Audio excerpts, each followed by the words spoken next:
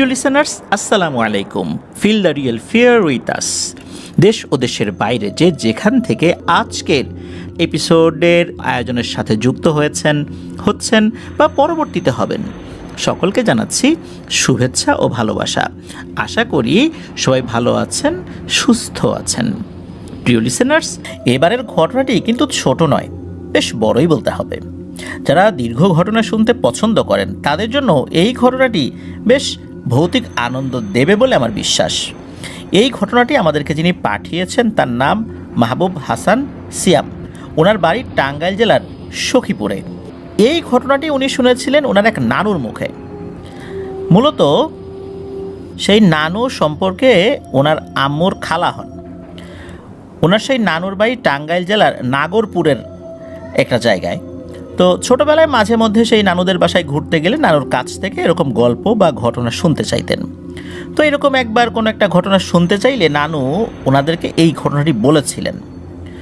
ঘটনাটি বলার সময় নানু অগোছালোভাবে বললেও উনি যথাসাধ্য চেষ্টা করেছেন সাজিয়ে লেখার জন্য।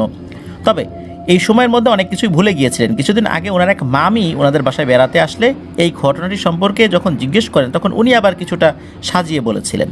মূলত এই কারণেই যথাসাধ্য সাজিয়ে লিখতে উনি সক্ষম হয়েছেন, আলহামদুলিল্লাহ। তো এই ঘটনাটির ভেতরেও কিন্তু ছোট ছোট ঘটনা রয়েছে, তা প্রিয় লিসেনার্সরা শুনলেই বুঝতে পারবেন। ঘটনাটি যখন ঘটে তখন সময়কাল 1940 কি 45 সালের মধ্যে হবে। আনুমানিক বলার একটা কারণ হলো নানু কিন্তু নির্দিষ্ট করে সময় বা সাল বলতে পারেননি। নানু শুধু এতটুকু জানিয়েছিলেন যে এরকম একটা সময়ের মধ্যে ঘটনাটি ঘটেছিল। সে সময়ের মানুষজন তো আসলে সাল তারিখ এগুলো নিয়ে খুব একটা মাথা ঘামাতেন না। আর এই ঘটনাটি 1940 থেকে 45 সালের মধ্যে হলেও তার আগেও কিন্তু একটি ব্যাপার ঘটেছিল, যেটি আবার বলা প্রয়োজন। আর এই ঘটনাটি মূলত ঘটেছিল নানুর বাবা এবং নানুর পরিবারের সাথে আর কি। নানুর পৈতৃক নিবাস কিন্তু মুন্সিগঞ্জের বিক্রমপুরে। নির্দিষ্ট করে অবশ্য জায়গাটি বলতে পারেন নাই সিয়াম ভাই, উনি অনেকটাই ভুলে গিয়েছিলেন আর কি বিক্রমপুরের ঠিক কোন জায়গাটাতে। তো যাই হোক, নানুর বাবার নাম ছিল ইদ্রিস আলী। তিনি ছিলেন একজন পরোপকারী এবং বেশ ভালো মানের একজন কবিরাজ। মূল ঘটনায় যাওয়ার আগে শুরুতেই এই ইদ্রিস আলীর সম্পর্কে কিছু তথ্য কিন্তু আমাদেরকে জানতে হবে।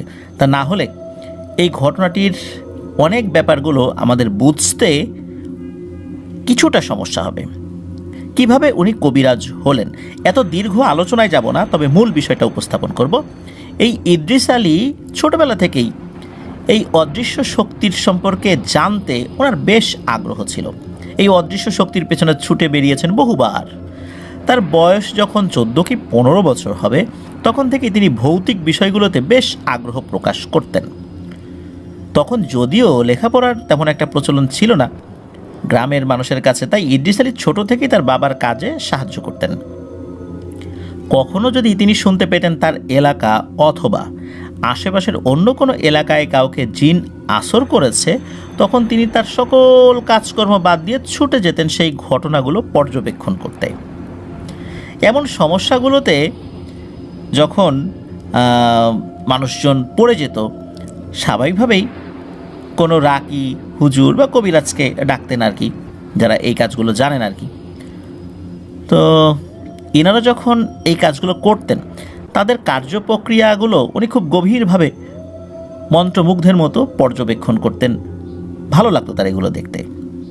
মূলত এগুলো দেখা থেকেই তার ভিতরে একটা প্রবল আগ্রহ জন্মে যে উনি বড় হয়ে একজন বেশ বড় মানের কবিরাজ হবেন, বেশ ভালো কবিরাজ হবেন এবং মানুষকে সাহায্য করবেন। কারণ অনেক ভণ্ড কবিরাজ ছিল, মানুষকে মিথ্যা কথা বলে তাদের কাছ থেকে টাকা নিয়ে যেত। এটা দেখেও উনি খুব কষ্ট পেতেন। আবার যখন দেখতেন অনেক কবিরাজ অনেক চেষ্টা করেও শেষ পর্যন্ত সফল হননি, ওই রোগীটা সুস্থ হয়নি, মারা গিয়েছে, এটা দেখে উনি মনে মনে খুব কষ্ট পেতেন। যাহা ওই কবিরাজটা যদি আরও ভালো বিদ্যা অর্জন করতে পারতেন তাহলে হয়তো বা সফল হতেন। তো এই বিষয়গুলো থেকে মূলত ওনার বেশ বড় মানের একজন কবিরাজ হওয়ার ইচ্ছা মনের মধ্যে ছিল। সমস্যা বাঁধলো হচ্ছে ইদ্রিস আলীর বাবা ছিলেন আবার এর পুরোপুরি উল্টো। ইদ্রিস আলীর এরকম বিষয় আকর্ষণ তার বাবা মোটেও পছন্দ করতেন না। তার বাবা জানতেন যে এই বিদ্যার শেষ পরিণতি অনেকের জন্যই খুব ভালো হয় না। অবশ্য ইদ্রিস আলীর এমন কৃতকর্মের জন্য তাকে তার বাবা মায়ের কাছে অনেক শাসন বারণ শুনতে হয়েছে, কিন্তু কে শোনে কার কথা? এই বিষয়গুলো যে ইদ্রিস আলীর মনের মধ্যে এমনভাবে গেঁথে গিয়েছে, আর এর ফলে এটা যে একটা চরম নেশায় রূপ নিয়েছে, এটা তার মা বাবা ভালোই বুঝতে পেরেছিলেন। একবার কি হয়, তার মা বাবা বেশ মারধর করে তাকে। মনের দুঃখে ইদ্রিস আলী বাড়ি থেকে পালিয়ে চলে যান। ইদ্রিস আলী পালিয়ে সিলেটে চলে আসেন। মূলত সিলেটে চলে আসেন এর পেছনে কারণ হলো, উনি শুনেছিলেন যে সিলেটে অনেক ভালো মানের কবিরাজ রয়েছে, তাদের কাছ থেকে অনেক কিছু শেখা যেতে পারে। মূলত তার সেই মনের ইচ্ছা পূরণ করার আশাই সিলেটে চলে এসেছিলেন। পালিয়ে আসার সময় অনেক পথ পায়ে হেঁটে, আবার যানবাহনে করে, বিভিন্ন মাধ্যমে কষ্ট করতে করতে সিলেট শহরে এসে পৌঁছান। সিলেটে আসার পর শুরুর দিকে অনেক কষ্ট করতে হয়েছে, এখানে সেখানে শুয়েছিলেন, মাজারে শুয়েছিলেন, তাছাড়া তো আর জায়গা নাই, মসজিদের বারান্দায় শুয়েছিলেন। এভাবে আস্তে আস্তে পর্যায়ক্রমে বিভিন্ন কবিরাজ তান্ত্রিকদের সাথে পরিচয় হয়। কিন্তু দেখা যেত সেই কবিরাজগুলো টাকার জন্য ব্ল্যাক ম্যাজিক করে কাউকে মেরে ফেলতেও কোনো দ্বিধাবোধ করে না। তখন ইদ্রিস আলী বুঝতে পারতেন যে এরা খারাপ মানুষ, এদের কাছ থেকে তিনি ভালো কিছু শিখবেন না, বরং এদের কাছে থাকলে এই খারাপ বিষয়গুলোই ওনার মনের মধ্যে চলে আসবে, আর এগুলো উনি পছন্দ করেন না। অনেক তান্ত্রিক আবার তাকে দিয়ে অসৎ কাজ করাতে চাইতো, যেমন কোনো শ্মশান থেকে ছাই সংগ্রহ, কোনো কবর থেকে লাশের কাফনের কাপড় সংগ্রহ করে দিতে বলতো। ওই দুষ্ট তান্ত্রিকরা বলতো এই কাজগুলো করে দিতে পারলে ইদ্রিস আলীকে সকল বিদ্যা শিখিয়ে দেবে।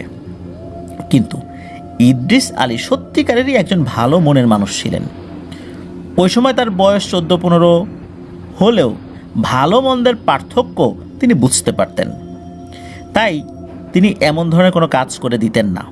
উনি বিশ্বাস করতেন যে এই ধরনের কাজ যদি উনি করে দেন, এই কাজে সহযোগিতা করেন, এই কাজের ফলে যে গুনাহ হবে সেই গুনাহ তার আমলনামায় লিখিত হবে। পরকালে আল্লাহর কাছে উনি কী জবাব দেবেন? এই কারণেই উনি এই কাজে সহযোগিতা করতেন না, আর ওই লোকগুলোর সঙ্গ ছেড়ে দিতেন। তো এইভাবেই কাটছিল ইদ্রিস আলীর দিনগুলো। কাজের কাজ কিছুই হচ্ছিল না, সময় চলে যাচ্ছিল। বাড়ি থেকে পালিয়ে আসছেন, একবেলা খান তো 2 বেলা খান না, ঘুমানোর জায়গা নাই। একজনের কাছে 1 সপ্তাহ থেকে যখন বুঝতে পারেন এই লোক ভালো না, আবার আর এক জায়গায় চলে যান। এইভাবে তো আসলে মানুষের জীবন চলতে পারে না। একটা লক্ষ্যহীন হয়ে উনি ছুটে যাচ্ছিলেন প্রতিনিয়ত, ভালো কবিরাজের সন্ধানও পাচ্ছিলেন না। এর মধ্যেই প্রায় 7 মাস চলে যায় এই রাস্তাঘাটে এই মাজার থেকে ওই মাজার ঘুরতে ঘুরতে। এমন সময় ইদ্রিস আলী কারো মুখে শুনতে পান সিলেটেরই কোনো একটা জায়গায় একজন মুসলিম ভালো মানের কবিরাজ রয়েছেন। তৎক্ষণাৎ ইদ্রিস আলী তার কবিরাজি বিদ্যা শেখার প্রবল নেশায় সেই কবিরাজের বাড়িতে চলে আসেন। সেই কবিরাজ ছিলেন খুবই ধর্মপরায়ণ একজন ভালো মানুষ। ওই সময় কবিরাজের বয়স 80-র উপরে ছিল। আর পরিবার বলতে ওনার কেউই ছিলেন না। কারণ হচ্ছে যে উনি সংসার বিরাগী মানুষ ছিলেন, শুধু মানুষের উপকার করার জন্যই কবিরাজি শিখেছিলেন। আর সংসার করলে এইদিকে বেশি মনোনিবেশ হয়ে যাবে, আবার সংসার করলে তিনি যেই প্র্যাকটিসগুলো করেন এর ফলে তার পরিবারের সদস্যদের ক্ষতি হতে পারে, এই সমস্ত চিন্তা করে উনি আসলে সংসার করেননি। কবিরাজের আপন বলতে শুধু ছিল তার এক শিষ্য।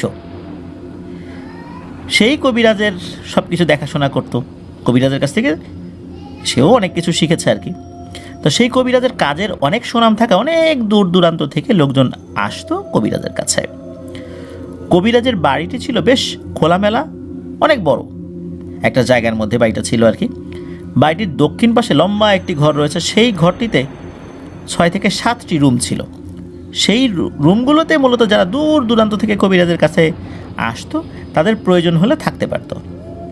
আর ছোট একটি ঘর বাড়িটির পশ্চিম দিকে নির্মিত ছিল, যেটিতে সেই কবিরাজও তার শিষ্য থাকতেন। তো ইদ্রিস আলীও প্রথম দিকে কবিরাজের সেই লম্বা ঘরের কোনো একটা কামরায় উনি ছিলেন আর কি। তো এই বাড়িটিতে তো আসলে অনেক মানুষ আসা যাওয়া করতো, তাই কে আসলো কে গেল এটা দেখার কোনো লোক ছিল না। আর সকলের জন্যই খাবার রান্না হতো। তো ইদ্রিস আলী সেটা খেয়েছেন, কোনো সমস্যা হচ্ছিল না। ওই বাড়িতে ইদ্রিস আলী থাকতেও কোনো সমস্যা হয়নি।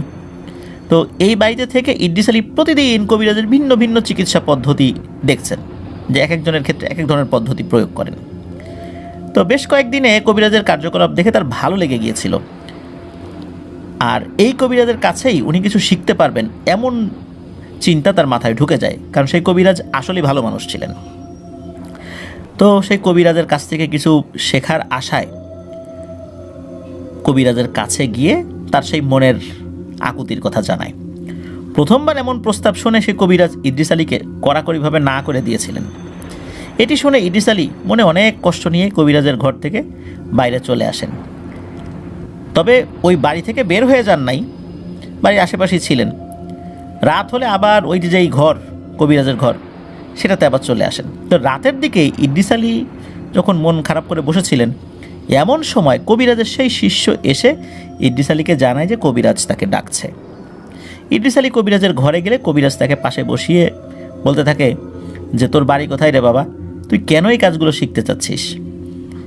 এই কাজ তো সবাইকে দিয়ে হয় না, বরং তুই তোর মা বাবার কাছে ফিরে যা, আর এগুলো করতেও তো দীর্ঘ সময় লাগে রে, আমার তো বয়স হয়েছে। এরপর ইদ্রিস আলী কবিরাজের প্রশ্নের সমস্ত উত্তর দেন, যে ওনার বাড়ি কোথায়, উনি মূলত মানুষের উপকারের জন্য বিদ্যাটি শিখতে চান, কিভাবে বিভিন্ন মানুষের কাছে উনি গিয়েছেন, তাদের এই বিষয় উনি দেখেছেন, তাদের এই ধরনের প্রস্তাবে উনি রাজি হন নাই, এই কথাগুলো উনি বলেন। কবিরাজ সব কথা শোনার পর খুব খুশি হয় ইদ্রিস আলীর উপরে। এরপর কবিরাজ ইদ্রিস আলীকে বলেন, তুই কিছুদিন থাক আমার বাড়িতে, দেখি তোকে আমি আমার মতামত জানাবো। এই কয়েকদিনের মধ্যে ইদ্রিস আলীর চাল চলন, তার হাব ভাব, এগুলো বোঝার চেষ্টা করেছিলেন। মূলত এই ইদ্রিস আলী যে ওই বাড়িতে আছেন, চুপে চুপে দেখছেন, এই বিষয়গুলো কবিরাজ অতটা নজর দিতে পারেন, কারণ তারও তো বয়স হয়েছিল, আর অনেক লোকই তো আসতো ওখানে। কিন্তু এই কয়েকদিন তাকে খুব ভালো করে অবজার্ভ করেছিলেন কবিরাজ। তো এরপর কবিরাজ বুঝতে পারলেন যে এই ছেলেটি আসলেই ভালো। কবিরাজ ইদ্রিস আলীকে শিষ্য হিসাবে গ্রহণ করেন। তারপর থেকেই ইদ্রিস আলী তার কবিরাজি বিদ্যা অর্জন করতে শুরু করেন। আল্লাহর অশেষ রহমতে প্রবল ইচ্ছাশক্তির কারণে ইদ্রিস আলী খুব সহজেই এবং অল্প সময়ের মধ্যেই তার ওস্তাদের কাছ থেকে অল্প কিছু বছরের মধ্যেই অনেক কিছু শিখে ফেলেছিলেন আলহামদুলিল্লাহ। এমন করে কবিরাজের সাথে থাকতে থাকতে তিনি অনেক কম সময়ে বেশ বড় বড় বিদ্যা অর্জন করতে সক্ষম হন। মাঝে মাঝে এমন হতো, কোনো একটা রুগী আসলে কবিরাজ উনি বসে থাকতেন, আর ইদ্রিস আলীকে বলতেন যে, বাবা তুই এই কাজটি করতো। তো এরকম হাতে কলমে অনেক কিছু শিখিয়েছিলেন সেই কবিরাজ ইদ্রিস আলীকে। এই কারণে মূলত অনেক কম সময়ে বেশ বড় বড় বিদ্যা অর্জন করতে সক্ষম হয়েছিলেন। আর তার এই একাগ্রতা দেখে এবং তার মানুষের প্রতি ভালোবাসা দেখে কবিরাজও তাকে অনেক ভালোবাসতেন। মূলত কবিরাজের তো অনেক বয়স হয়ে গিয়েছিল, তো কবিরাজ চিন্তা করেছিলেন ওনার যেহেতু কোনো সন্তানাদি নাই, উনি বিয়ে শাদী করেন নাই, তো তার এই বিদ্যাটা এমন কাউকে শিখিয়ে যেতে যারা সত্যিকার অর্থে ভালো মানুষ এবং মানুষের উপকারের জন্য এই বিদ্যাটা প্রয়োগ করবে, কখনোই লোভের বশবর্তী হয়ে কারো ক্ষতি করবে না। আর কবিরাজ বিশ্বাস করতেন যে এই কাজ যদি ভালো মানুষকে উনি শিখিয়ে যান, তাহলে এই ভালো কাজের বদৌলতে যে সওয়াব হবে, উনি কবরে বসেও সেই সওয়াব পেতে থাকবেন। কারণ ওর তো বয়স হয়ে গিয়েছিল, আগের মতো ওই রকম কাজ উনি করতে পারতেন না। আর তাছাড়া একটা হাদিসে বর্ণিত রয়েছে যে মানুষের মৃত্যুর পর 3টা জিনিস তার কবরে যেতে থাকে সদগায়ে জারিয়া হিসাবে। তার মধ্যে একটা হচ্ছে এমন কোনো এলেম, যেই এলেম যদি কাউকে শিখিয়ে দেওয়া হয়, তিনি সেই আমল করবেন, তার থেকে সওয়াব পাবেন, তার ভাগিদার যিনি শেখালেন তারও হতে থাকবে। আবার যিনি শিখলেন পরবর্তীতে তিনি যদি আরেকজনকে শেখান, যিনি আমল করলেন তিনিও সওয়াব পাবেন, যিনি শেখালেন তাকে আবার যিনি শিখিয়েছেন, এরকম করে সবাই সওয়াব পেতে থাকবে। মূলত এই উদ্দেশ্যেই কবিরাজ ভালো মানুষ খোঁজ করছিলেন, একজন শিষ্য পেয়ে গিয়েছিলেন, আরেকজন যেহেতু পেয়ে গেলেন, তো কবিরাজ এই জন্যই তাকে খুব ভালোবাসতেন। এভাবে প্রায় 12 থেকে 13টি বছর ইদ্রিস আলী কবিরাজের সাথে থেকেই কাটিয়ে দেন। পরবর্তীতে কবিরাজ একদিন ইদ্রিস আলীকে ডেকে কিছু কথা বলেন, যে কবিরাজ বলছিলেন যে, দেখ ইদ্রিস, আমার জানা সকল বিদ্যা ইতোমধ্যে তুই শিখে ফেলেছিস, তাই আমি চাই যে তুই তোর নিজ বাড়িতে গিয়ে এলাকার মানুষদের সেবা কর।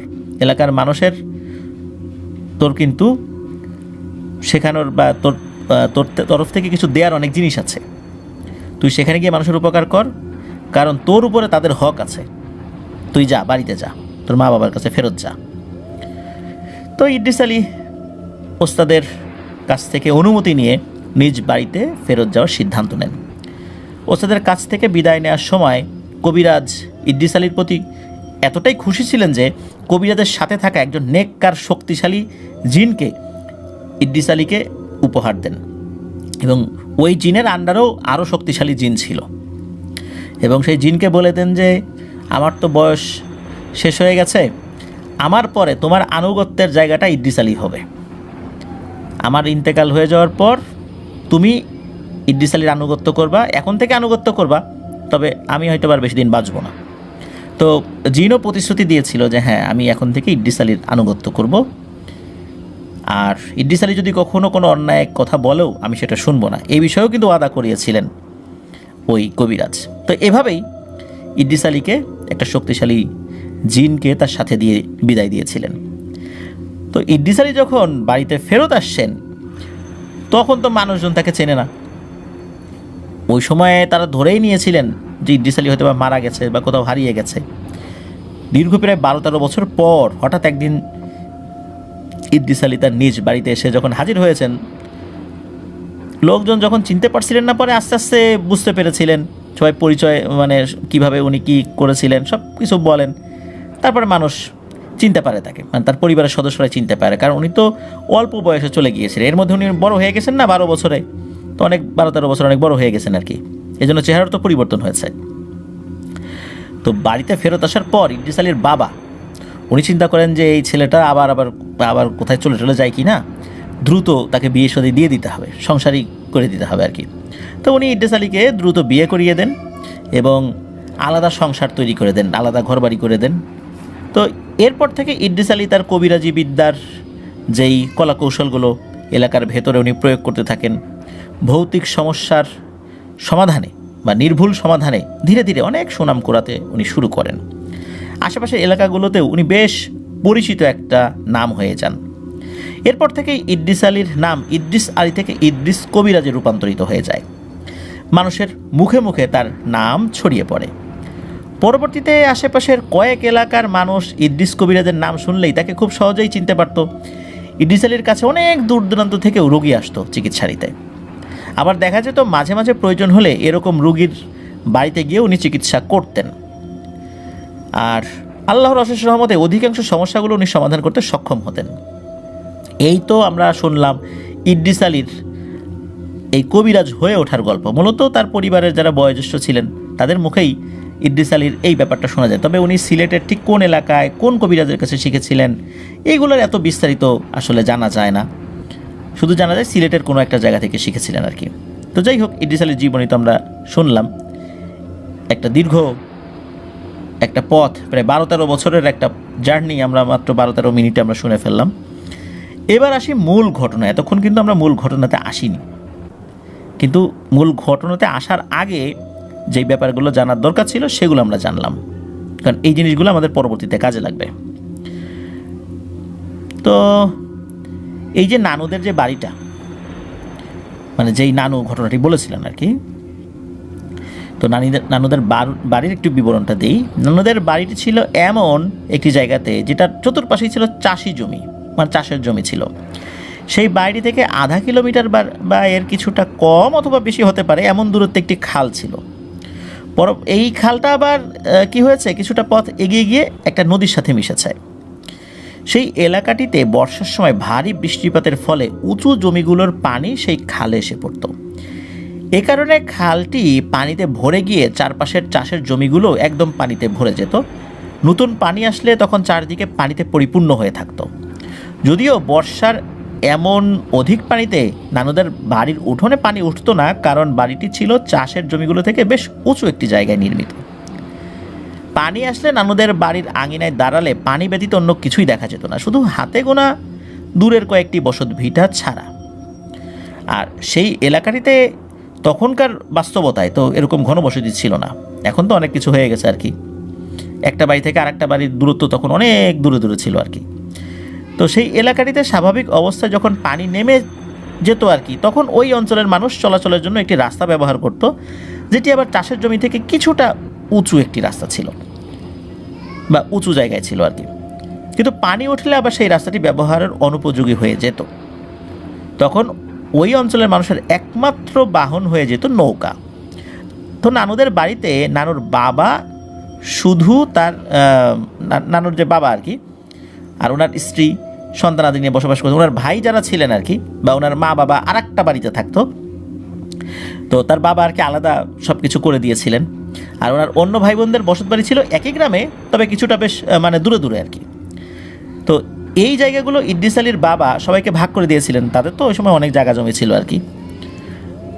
তো বর্ষার সময় পানি যেহেতু বেড়ে যেত, তাই সকলের মতো নানুদের পরিবারের লোকজনদেরও চলাচলের জন্য নৌকা ব্যবহার করতে হতো। নৌকা ব্যবহার করেই সকল কাজকর্ম করতে হতো।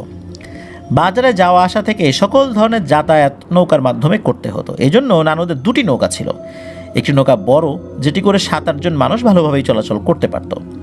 আরেকটি নৌকা আকারে কিছুটা ছোট, এটিতে 2 থেকে 3 জনের ধারণ ক্ষমতা ছিল। এটি মূলত ইদ্রিস আলী তার নিজের প্রয়োজনেই বেশি ব্যবহার করতেন। সাল তখন 1940 থেকে 45। এই যে এখন আমরা আস্তে আস্তে মূল ঘটনার দিকে ঢুকে যাচ্ছি আর কি। মূল ঘটনা যে প্লটটা, সেটাতে আমরা এখন চলে আসছি। তো ওই সময় এতদিনে ইদ্রিস আলীর ঘরে 2 পুত্র সন্তান সহ নানুর জন্ম হয়েছে, মানে যেই নানু ঘটনাটি বলেছেন আর কি। তখন নানুর বয়স 8 কি 9 বছর হবে। নানু ছোট থেকেই দেখতে পেতেন যে তার বাবা অনেক পরিশ্রমী একজন মানুষ। এই যে ইদ্রিস আলী নিজের কিছু জমিতে চাষাবাসের কাজ করে জীবিকা নির্বাহ করতেন, আর পাশাপাশি মানুষের উপকার করার জন্য কবিরাজি কাজও করতেন। মানুষের কাছ থেকে উনি কোনো টাকা পয়সা নিতে চাইতেন না, উনি কৃষিকাজ করেই মূলত জীবিকা নির্বাহ করতে চাইতেন। মাঝে মাঝে অনেক মানুষ চিকিৎসার জন্য নানুদের বাড়িতে আসতেন আর কি। আবার অনেক সময় তো কবিরাজির কারণে অনেক দূরে দূরে ওনাকে যেতে হতো, কয়েকদিন পরে আবার আসতেন, এরকম ঘটনা ঘটতো। তো ঘটনাটি ঘটে কোনো এক বর্ষার মাঝামাঝি সময়ে। একদিন বিকালে নানু যখন তাদের বাড়ির উঠোনে খেলাধুলা করছেন, অমন সময় নানু দেখতে পান যে তাদের বাড়ির ঘাটে একটি নৌকা এসে ভেড়ে। তারপর নানু দেখতে পেলেন লিকলিকে দেহের একজন লোককে নিয়ে সেই লোকটির সাথে আরও 6 থেকে 7 জন পুরুষ মানুষ তাদের বাড়িতে এসে উপস্থিত হন। বাড়িতে সে সময় ইদ্রিস আলী না থাকায় তার স্ত্রী মানে নানুর মাকে লোকগুলো সালাম দিয়ে জানান যে তারা রংপুরের কোনো একটা এলাকা থেকে এসেছেন।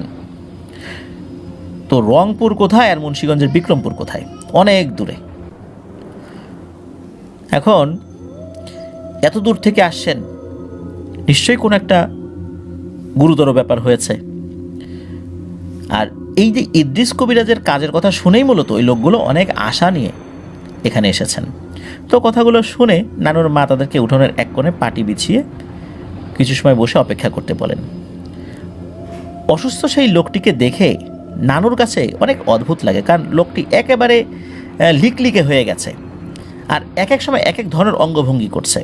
একবার পুরুষের খুব পুরুষালী গম্ভীর কণ্ঠে কথা বলে, আবার কিছুক্ষণ পর মেয়েলি কণ্ঠে কথা বলে, একদম পুরোপুরি মেয়েরা যেভাবে কথা বলে তাদের ভয়েস যেরকম হয় ওই রকম কথা বলে।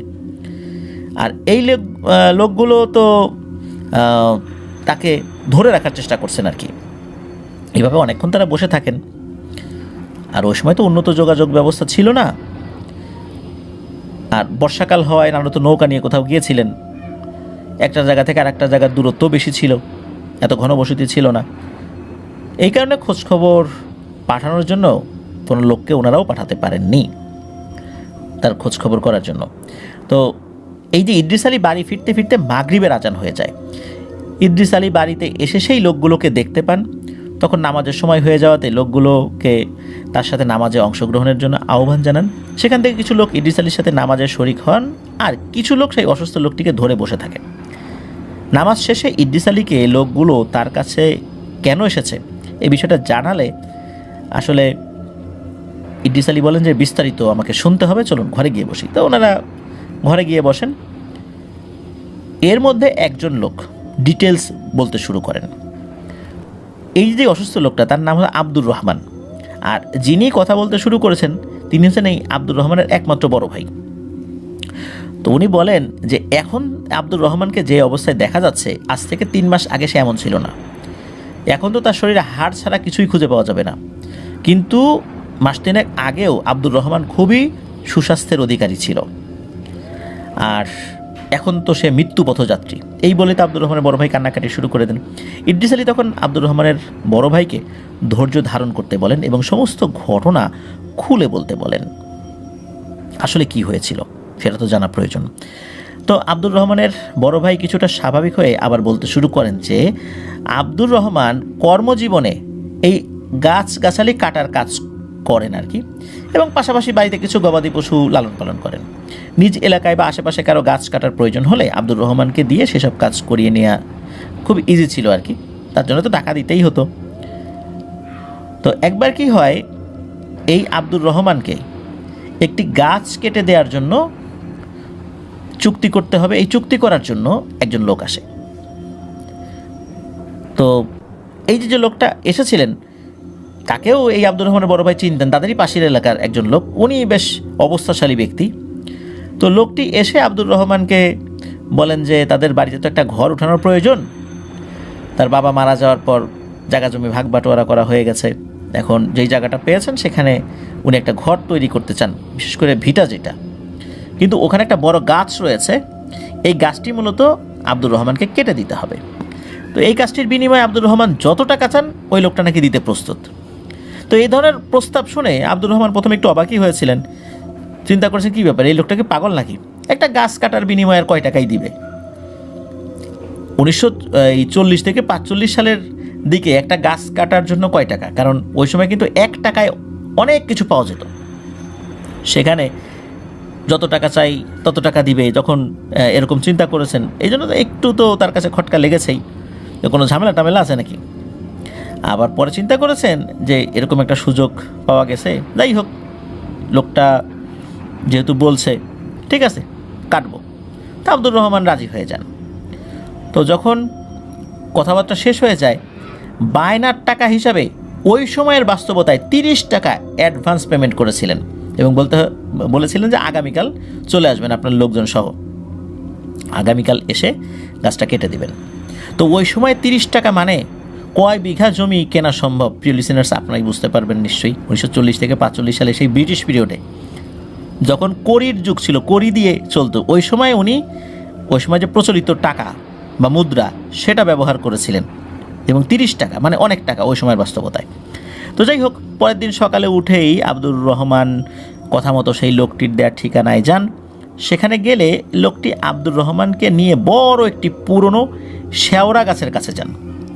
তা আব্দুর রহমান সেই জায়গায় গিয়ে দেখতে পান যে শেওড়া গাছের চারপাশে আরও কয়েকটি গাছ কেটে রাখা আছে। কাটা গাছগুলোকে দেখে মনে হচ্ছে এগুলো কিছুদিন আগেই হয়তো কাটা হয়েছে। এতগুলো গাছ কেটেছে, কিন্তু বাকি ছিল শুধুমাত্র এই মাঝের এই শেওড়া গাছটা। তো এই চিন্তার মাঝেই গাছের মালিক জানান যে এই গাছটি অনেক পুরনো একটি গাছ, তার বাবাও এই গাছটির বয়স সম্পর্কে কিছু জানাতে পারেন নাই। তো এই গাছটি কাটার জন্য আগেও কয়েকজন লোক চেষ্টা করেছেন, কিন্তু পরবর্তীতে কেন জানি তারা গাছটা কাটতে অস্বীকৃতি জানাতো। এই গাছের আশেপাশে নাকি অনেক সময় অনেক মানুষ অদ্ভুত বিষয়বস্তু দেখে ভয়ও পেয়েছে, তাই এই গাছটি তারা কাটতে রাজি হন নাই।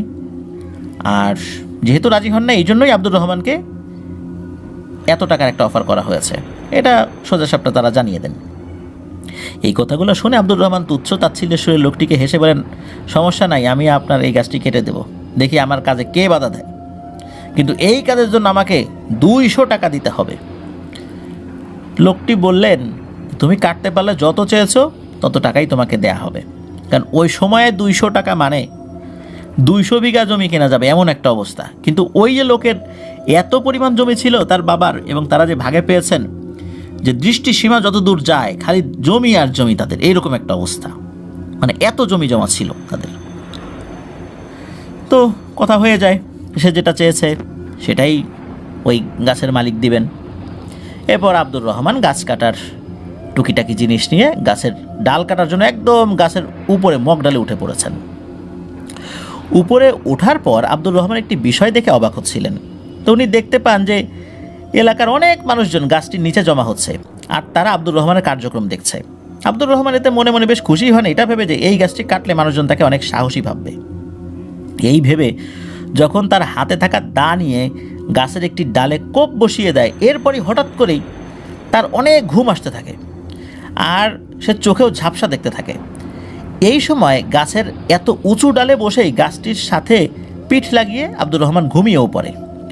ঘুমের মাঝে আব্দুর রহমান একটি স্বপ্ন দেখতে পায়। আব্দুর রহমান স্বপ্নে দেখতে পান যে একটি খোলা প্রান্তরে উনি ঘুমিয়ে আছেন এবং ঘুম থেকে উঠলেন। তার আশেপাশে কয়েকটি অবয়ব সামনে আছে, দাঁড়িয়ে আছে আর কি।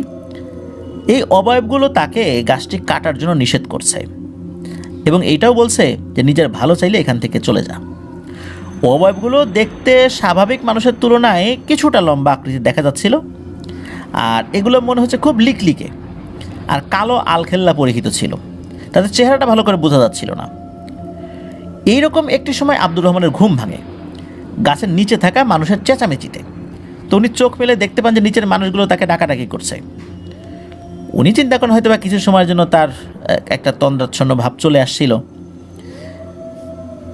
আর এটা তো একটা নিছক স্বপ্নই বা মনের ভুল ভেবে উনি এটা উড়িয়ে দেন। আবার উনি কাজ শুরু করে দেন। এরপর এক এক করে গাছের ডাল কাটতে কাটতে আনুমানিক ঘন্টা দুয়েকের মধ্যে উনি গাছটাও পুরোপুরি কেটে ফেলেন, আর কোনো সমস্যাও হয় না। এরপর তো আব্দুর রহমান গাছটির মালিকের কাছে তার পারিশ্রমিক চাইলে গাছটির মালিক খুশি হয়ে আব্দুর রহমানকে 200 টাকারও কিছু বেশি দিয়ে দেয়।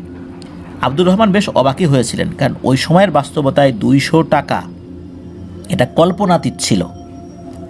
ধরুন যে কেউ একজন 20 টাকার রিক্সা ভাড়া মেটালো, 20 টাকা দিয়ে মেটানোর পর যদি 20 লক্ষ টাকা দেওয়া হয় তখন বিষয়টা কেমন হবে? নিশ্চয়ই এটা অনেক কিছু, নিশ্চয়ই নিঃসন্দেহে এটা অনেক কিছুই। ওই সময়ের বাস্তবতায় বিষয়টা এরকমই ছিল। 200 টাকা মানে অনেক টাকা। একটা নিছক গাছ কাটার বিনিময়ে 200 টাকা, এটা তো ওনাকে অবাক করেছিল। আর ওই লোকটা কেন 200 টাকা দিল? এই 200 টাকা দিয়ে তো উনি অনেক কিছু করতে পারতেন। এই 200 টাকা দিয়ে না হলেও 2000 লোক নিয়ে এসে গাছটি কাটাতে পারতেন। তা না করে ওনাকে দিয়ে গাছটি কাটালেন, এত টাকা। যাই হোক, আব্দুর রহমান খুশি হয়ে যান। উনি টাকা নিয়ে খুশি মনে বাড়িতে চলেও আসেন। চিন্তা করেন যে এবার আরও কিছু জায়গা জমি কিনবেন, বাড়িটা আরও সুন্দর করে পাকাপোক্ত করে তুলবেন। তো বাড়িতে আসার পর উনি রাতের বেলা যখন ঘুমিয়েছেন, ঘুমের মাঝে উনি স্বপ্ন দেখেন। স্বপ্নে সেই অবয়বগুলোকে আবার উনি দেখতে পান। ওই অবয়বগুলোকে দেখে মনে হচ্ছিল সেগুলো অনেক রাগান্বিত হয়ে আছে। অবয়বগুলোর চেহারা এবার আর আগের মতো অস্পষ্ট না। আব্দুর রহমান এবার বেশ স্পষ্টভাবে সেইগুলোকে দেখতে পান। কি ভয়ঙ্কর তাদের চেহারা! তাদের চেহারাগুলো দেখে মনে হচ্ছে মুখের চামড়াগুলো একদম শুকিয়ে গেছে। ওই যে মমি করার পর যেরকম চেহারা হয় না, একদম শুকিয়ে যায়, ওই রকম আর কি।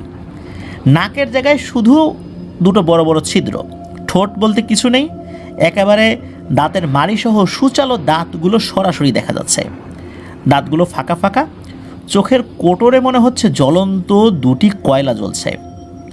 স্বপ্নের মধ্যেই আব্দুর রহমানকে উদ্দেশ্য করে ওই অবয়বগুলো একই সুরে বলতে থাকে, সবাই একসাথে, তোকে এত নিষেধের পরেও আজকে তুই যে কাজটি করে এসেছিস, এর ফল তোকে ভোগ করতে হবে। তোর বংশকে আমরা নির্বংশ করে দিব। এমন ভয়ঙ্কর স্বপ্ন দেখে আব্দুর রহমানের ঘুম ভেঙে যায়। ভয়ে সে হন্তদন্ত হয়ে বিছানায় উঠে বসে। আব্দুর রহমানের স্ত্রী তার পাশেই শুয়েছিল। তখন উনিও আব্দুর রহমানকে জিজ্ঞেস করেন, কী হয়েছে, খারাপ কিছু দেখেছো কি না? উত্তর আব্দুর রহমান শুধু বলেন যে তেমন কিছু না, খারাপ একটি স্বপ্ন দেখেছি। তখন আব্দুর রহমানের স্ত্রী আব্দুর রহমানকে বলেন, ও তেমন কিছু না, দোয়া দুরুদ পরে ঘুমিয়ে যাও। আব্দুর রহমানও দোয়া দুরুদ পরে আবার শুয়ে পড়েন।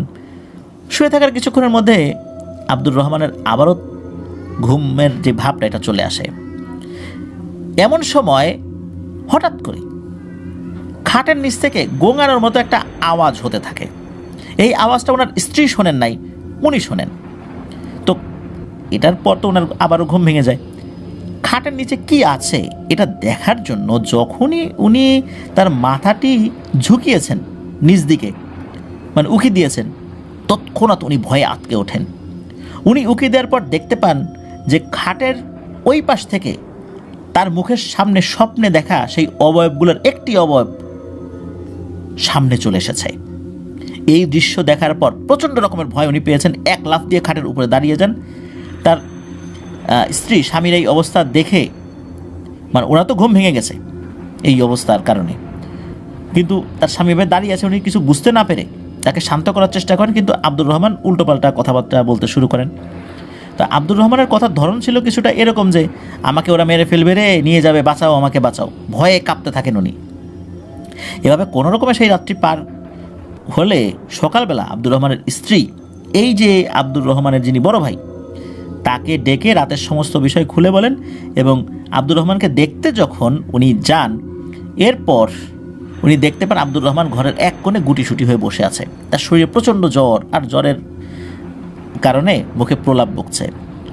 এরপর উনি যখন আব্দুর রহমানকে জিজ্ঞেস করেন যে কী হয়েছে, তখন আব্দুর রহমান তার সাথে ঘটে যাওয়া একদম শুরু থেকে শেষ অবধি আব্দুর রহমানের বড় ভাইকে খুলে বলেন। সব কথা শোনার পর আব্দুর রহমানের বড় ভাই বুঝতে পারেন যে এটি অবশ্যই কোনো ভৌতিক সমস্যা। তাই সেদিন একজন কবিরাজকে তাদের বাড়িতে নিয়ে আসা হয়। কবিরাজ আব্দুর রহমানকে দেখেই ভয়ে কেঁপে উঠে জানায় যে, আমি এক্ষুনি এখান থেকে বিদায় নিচ্ছি। কোনো ধরনের কোনো কথাবার্তা ছাড়াই কবিরাজ একরকম দৌড় দিয়েই ওই বাড়ি থেকে বের হয়ে চলে যায়। মানে কাজ করবে কি করবে না সেটা তো অনেক পরের কথা, মানে ওখান থেকে দৌড়ে পালাতে পারলেই যেন উনি বাঁচেন। কথা বলার মতো সময়ও তাদের সাথে তার কথা বলার সময়ও নাই, এমন একটা অবস্থা।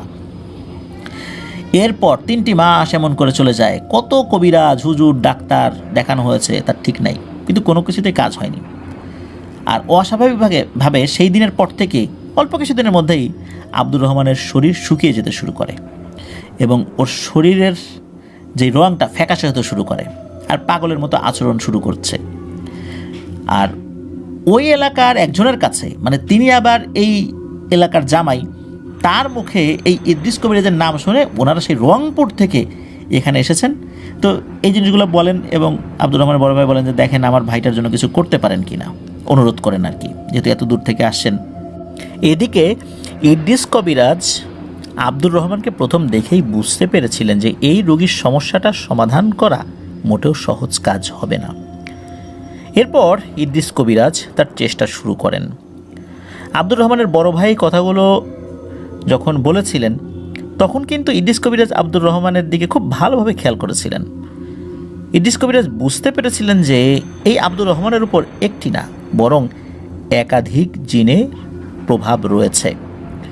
প্রথমে কবিরাজ আব্দুর রহমানের একটি আঙ্গুল চেপে ধরেন এবং বিড়বিড় করে পবিত্র কোরআন থেকে বিভিন্ন আয়াত তেলাওয়াত করতে থাকেন। কিন্তু মনে হচ্ছিল কবিরাজের চেষ্টাটা বৃথা, কারণ সেখানে কোনো জিন হাজির হচ্ছিল না। এভাবেই অনেকক্ষণ অতিবাহিত হওয়ার পর একটি জিন অবশেষে হাজির হয়। জিনটি এসে আব্দুর রহমানের শরীর ব্যবহার করে কবিরাজকে বলতে থাকে, এই বেটা কবিরাজ, তুই আমাকে ডাকার সাহস পেলি কোথা থেকে? আমরা কারো ডাকে সাড়া দেই না, কিন্তু তুই আসতে বাধ্য করলি, কাজটি কিন্তু মোটেও ভালো হলো না। ইদ্রিস কবিরাজ নরম সুরে বলল, আপনি কে? কেন আপনি এই লোকটাকে এত কষ্ট দিচ্ছেন? তো এই কথাগুলো বলার মাঝেই আব্দুর রহমানের শরীরে আরও জিন এসে হাজির হয়। এভাবে 5টি জিন আব্দুর রহমানের শরীরে হাজির হয়। তারা এসে কবিরাজকে অনেক কথা শোনাতে থাকে। জিনগুলো কবিরাজকে অনবরত ভয় দেখাতে থাকে তাদের কথার মাধ্যম দিয়ে, আর বলতে থাকে যে, ভালো চাস তো আমাদের কাজের মধ্যে থেকে তুই সরে যা, তোর কোনো ক্ষতি আমরা করতে চাচ্ছি না। ইদ্রিস কবিরাজ জিনগুলোকে প্রশ্ন করে, আচ্ছা আপনারা শুধু এইটা বলেন যে কেন এই লোকটির সাথে এমন করছেন? তখন একটি জিন বলতে শুরু করে, আমরা মারিদ সম্প্রদায়ের জিন, আমরা মোট 5 জন। আমরা অনেক আগে থেকেই ওই শেওড়া গাছটিতে ছিলাম। সেইখানে আমরা কোনো মানুষকে বিনা কারণে দেখাও দিতাম না, কাউকে ভয়ও দেখাতাম না, কারো ক্ষতিও করতাম না। ওই গাছটিতে থাকার জন্য গাছটির মালিকের পূর্বপুরুষদের সাথে অনেক আগেই আমরা একটা চুক্তি করেছিলাম। এইভাবেই সেখানে আমরা ছিলাম বহু বছর। এই গাছের মালিকের পূর্বপুরুষরা কখনো কাটার কথা চিন্তাও করতো না, আর যদি কেউ এই গাছটি কাটতেও আসতো তাদেরকে আমরা আমাদের মতো করে নিষেধ করে দিলে লোকগুলো চলে যেত। কিন্তু এই আব্দুর রহমানকে আমরা নিষেধ করা সত্ত্বেও সে আমাদের বাসস্থান নষ্ট করে দিয়েছে। তাকে তো আমরা এত সহজে ছেড়ে দেব না। তার মৃত্যু না হওয়া পর্যন্ত আমরা কোথাও যাচ্ছি না। আমরা চাইলে অনেক আগে ওকে মেরে ফেলতে পারতাম, কিন্তু ওকে কষ্ট দিয়ে তিলে তিলে মারব। আর গাছটির মালিককেও ছেড়ে দিব না, তাকেও এই গাছ কাটার ফল ভোগ করতে হবে। তো ইদ্রিস কবিরাজ কথাগুলো মনোযোগ দিয়ে শুনে বললেন, আমরা তো মানুষ, আমরা আপনাদের অনেক বিষয় বুঝতে পারি না। আর আব্দুর রহমান তো ভুল করে ফেলছে, তাকে আপনারা মাফ করে দেন। আর আপনারা চাইলে অন্য একটি বাসস্থান আমি ঠিক করে দিতে পারি। তখন আব্দুর রহমানের শরীর থেকে এই জিনগুলো বলে ওঠে, আমরা আব্দুর রহমানকে মাফও করব না, আর কোনো কিছু নেবেও না তোদের কাছ থেকে। এটার একটাই সমাধান, আব্দুর রহমানের মৃত্যুই আর মাফ। কবিরাজ এই জিনগুলোর কাছে অনেক অনুনয় বিনয় করে বলতে থাকে যে আপনারা কি দিলে ওর কাছ থেকে চলে যাবেন, এরকম অনেক কিছু বলেন আর কি। এরপর আব্দুর রহমানের ভেতর থেকে ওই জিনগুলো বলে ওঠে, আরে কোনো কিছুর জন্য আসলে তো অনেক আগেই আমরা সেগুলো নিয়ে চলে যেতাম। আরে বেটা কবিরাজ, তোকে বলছি তুই এই বিষয়ের মধ্যে আসিস না, আমাদের কাজে বাধা দেওয়ার দুঃসাহস করিস না, এর ফল কিন্তু তোর জন্য ভালো কিছু বয়ে আনবে না। কথাবার্তার ধরন শুনে ইদ্রিস কবিরাজ বুঝতে পারেন যে এদেরকে ভালোভাবে কথা বললে কাজ হবে না, এরা কথা শোনার পাত্র না। তখন কবিরাজ রাগান্বিত হয়ে বলে ওঠেন, ভালো চাস তো চলে যা, না হলে আমি বাধ্য হব তোদেরকে শায়েস্তা করতে। কিন্তু জিনগুলো তাদের আগের কথায় অটল থাকে। এরপর কবিরাজ তার নিজের মতো করে একা একা কথা বলতে শুরু করেন। কবিরাজ মূলত তাকে সাহায্যকারী একটি শক্তিশালী জিনকে আহ্বান করেছিলেন, মূলত তার সাথে কথা বলছিলেন বা পরামর্শ করছিলেন যে কী করা যায়, কী করলে এগুলোকে তাড়ানো যাবে। বেশ কিছুক্ষণ পর কবিরাজ একটা কৌশল অবলম্বন করেন। একজনকে বলেন যে আমার মুরগির খোপ থেকে একটা মুরগি ধরে আনতো, মূলত একটা মোরগ ধরে নিয়ে আসা হয়েছিল আর কি মুরগির খোপ থেকে। তো একটা মোরগ ধরে নিয়ে আসা হয়, ওই মোরগটাকে একটা বিশেষ প্রক্রিয়ায় জবাই করা হয়। তো এই কাজটার মাধ্যমে ওই জিনগুলো বোকা হয়ে যায়, তারা ভেবে নেয় যে আব্দুর রহমানের কোনো ক্ষতি তারা আর করতে পারবে না, আর এই মোরগটাকে জবাই করার মাধ্যমে তাদের অনেক শক্তি শেষ হয়ে যাবে, যদিও বা তারা জানে মারা যাবে না, কিন্তু শেষ হয়ে যাবে। আর এইটা শেষ ইতোমধ্যে হয়েও গেছে, এটা মনে করেছে ওই জিনগুলো। এই জিনগুলো তখনকার মতো চলে যায় আব্দুর রহমানের শরীর থেকে। চলে যাওয়ার পর দীর্ঘ 3 মাস পর প্রথম নিজের কণ্ঠে নাকি আব্দুর রহমান কথা বলে। প্রথমেই বলতে থাকে, আমাকে একটু পানি খেতে দাও। এরপর পানিসহ অন্যান্য খাবার দাবার খাওয়ানো হয়। তো আব্দুর রহমানকে সুস্থ দেখে আব্দুর রহমানের বড় ভাই আবেগে কান্নাকাটি শুরু করে দেন এবং ইদ্রিস কবিরাজের প্রতি কৃতজ্ঞতা জানান। সেই রাত্রে সকল কার্যক্রম সফলভাবে শেষ হওয়ার পর ইদ্রিস কবিরাজ রংপুর থেকে আসা সকল লোকদের ইদ্রিস কবিরাজের বাড়িতে থেকে যেতে বলেন। সেই রাত্রে তারা ইদ্রিস কবিরাজের বাড়িতেই থাকেন। পরের দিন সকালবেলা তাদের নিজ বাড়িতে যাওয়ার সময় ইদ্রিস কবিরাজকে টাকা দিতে চাইলে ইদ্রিস কবিরাজ কোনো টাকা পয়সা নেন না, বরং খুশি হয়ে তাদেরকে তাদের বাড়ির উদ্দেশ্যে রওনা হতে বলেন। তারা চলে যাওয়ার সময় কবিরাজকে তারা কবিরাজের কাছ থেকে কিছু পানি পড়া নিয়েছিলেন। কবিরাজ পানি পড়া দিয়েছিলেন এবং বলে দিয়েছিলেন যে সাধারণ পানির সাথে মিশিয়ে 3 বেলা করে 7 দিন খাওয়াতে এবং 7 দিন এই পানিতে গোসল করাতে, গোসলের পানির সাথে মিক্স করে আর কি। এরপর তারা চলে যান আর কি। প্রিয় লিসেনার্স, ঘটনাটি কিন্তু এখানে শেষ না, আরও অনেক আছে। সেই লোকগুলো চলে যাওয়ার পর ইদ্রিস কবিরাজ তার দৈনন্দিন কাজে ব্যস্ত হয়ে পড়েন। এইভাবে কেটে যায় আরও একটি মাস। 1 মাস পর হঠাৎ একদিন সকালে আব্দুর রহমানের বড় ভাই ইদ্রিস কবিরাজের বাড়িতে এসে হাজির। কবিরাজ এমন সময় আব্দুর রহমানের বড় ভাইকে দেখে কিছুটা অবাক হন। এরপর কবিরাজ জিজ্ঞেস করেন, কিছু কি হয়েছে? আব্দুর রহমানের বড় ভাই বলতে থাকেন, অনেক কিছুই নাকি হয়ে গেছে। এখন আব্দুর রহমানের অবস্থা আগের থেকেও আরও বেশি খারাপ। এটি শুনে কবিরাজ সাহেব আব্দুর রহমানের বড় ভাইকে ঘরে নিয়ে বসিয়ে সব কিছু খুলে বলতে বলেন। আব্দুর রহমানের ভাই বলতে শুরু করেন যে ওনার কাছ থেকে চিকিৎসা নিয়ে যাওয়ার পর আব্দুর রহমানের অবস্থা খুব ভালোই ছিল, আর এই ভালো থাকাটা ছিল খুবই অল্প সময়ের জন্য। 20 থেকে 25 দিনের মতো আব্দুর রহমান ভালো থাকলেও আজ 5 থেকে 7 দিন যাবৎ আব্দুর রহমান মোটেও ভালো নেই। আগের মতোই সেই অবস্থা আবার শুরু হয়ে গেছে। শুধু তাই না, এখন অনেক সময় আব্দুর রহমান তার নিজের শরীরের বিভিন্ন অংশে সে নিজেই আঘাত করে, মাথার চুল টেনে ছিঁড়ে ফেলে, চোখের মধ্যে আঙ্গুল ঢুকিয়ে দেয়, আরও নিজের যত প্রকারে ক্ষতি করা যায় সেটা চেষ্টা করে। এমন কাজ করতে থাকলে কতক্ষণ আর তাকে বাধা দিয়ে রাখা সম্ভব? একসময় বড় কিছু করে ফেলবে। কবিরাজ এই কথাগুলো শুনে বেশ চিন্তিত হয়ে পড়েন, কারণ ইতোপূর্বে তিনি যাদেরকে চিকিৎসা করেছেন পুনরায় সেই রোগীগুলোর উপর আবার কোনো সমস্যা দেখা দিয়েছে এমনটি হয়নি। তারপর কবিরাজ আব্দুর রহমানের বড় ভাইকে বলেন, আজকে রওনা দিলে তো আজকে আর আপনাদের বাড়িতে পৌঁছাতে পারবো না, রংপুর তো অনেক দূরে এখান থেকে, তাই আপনি আমার বাড়িতেই থেকে যান, কালকে বরং আমি সহ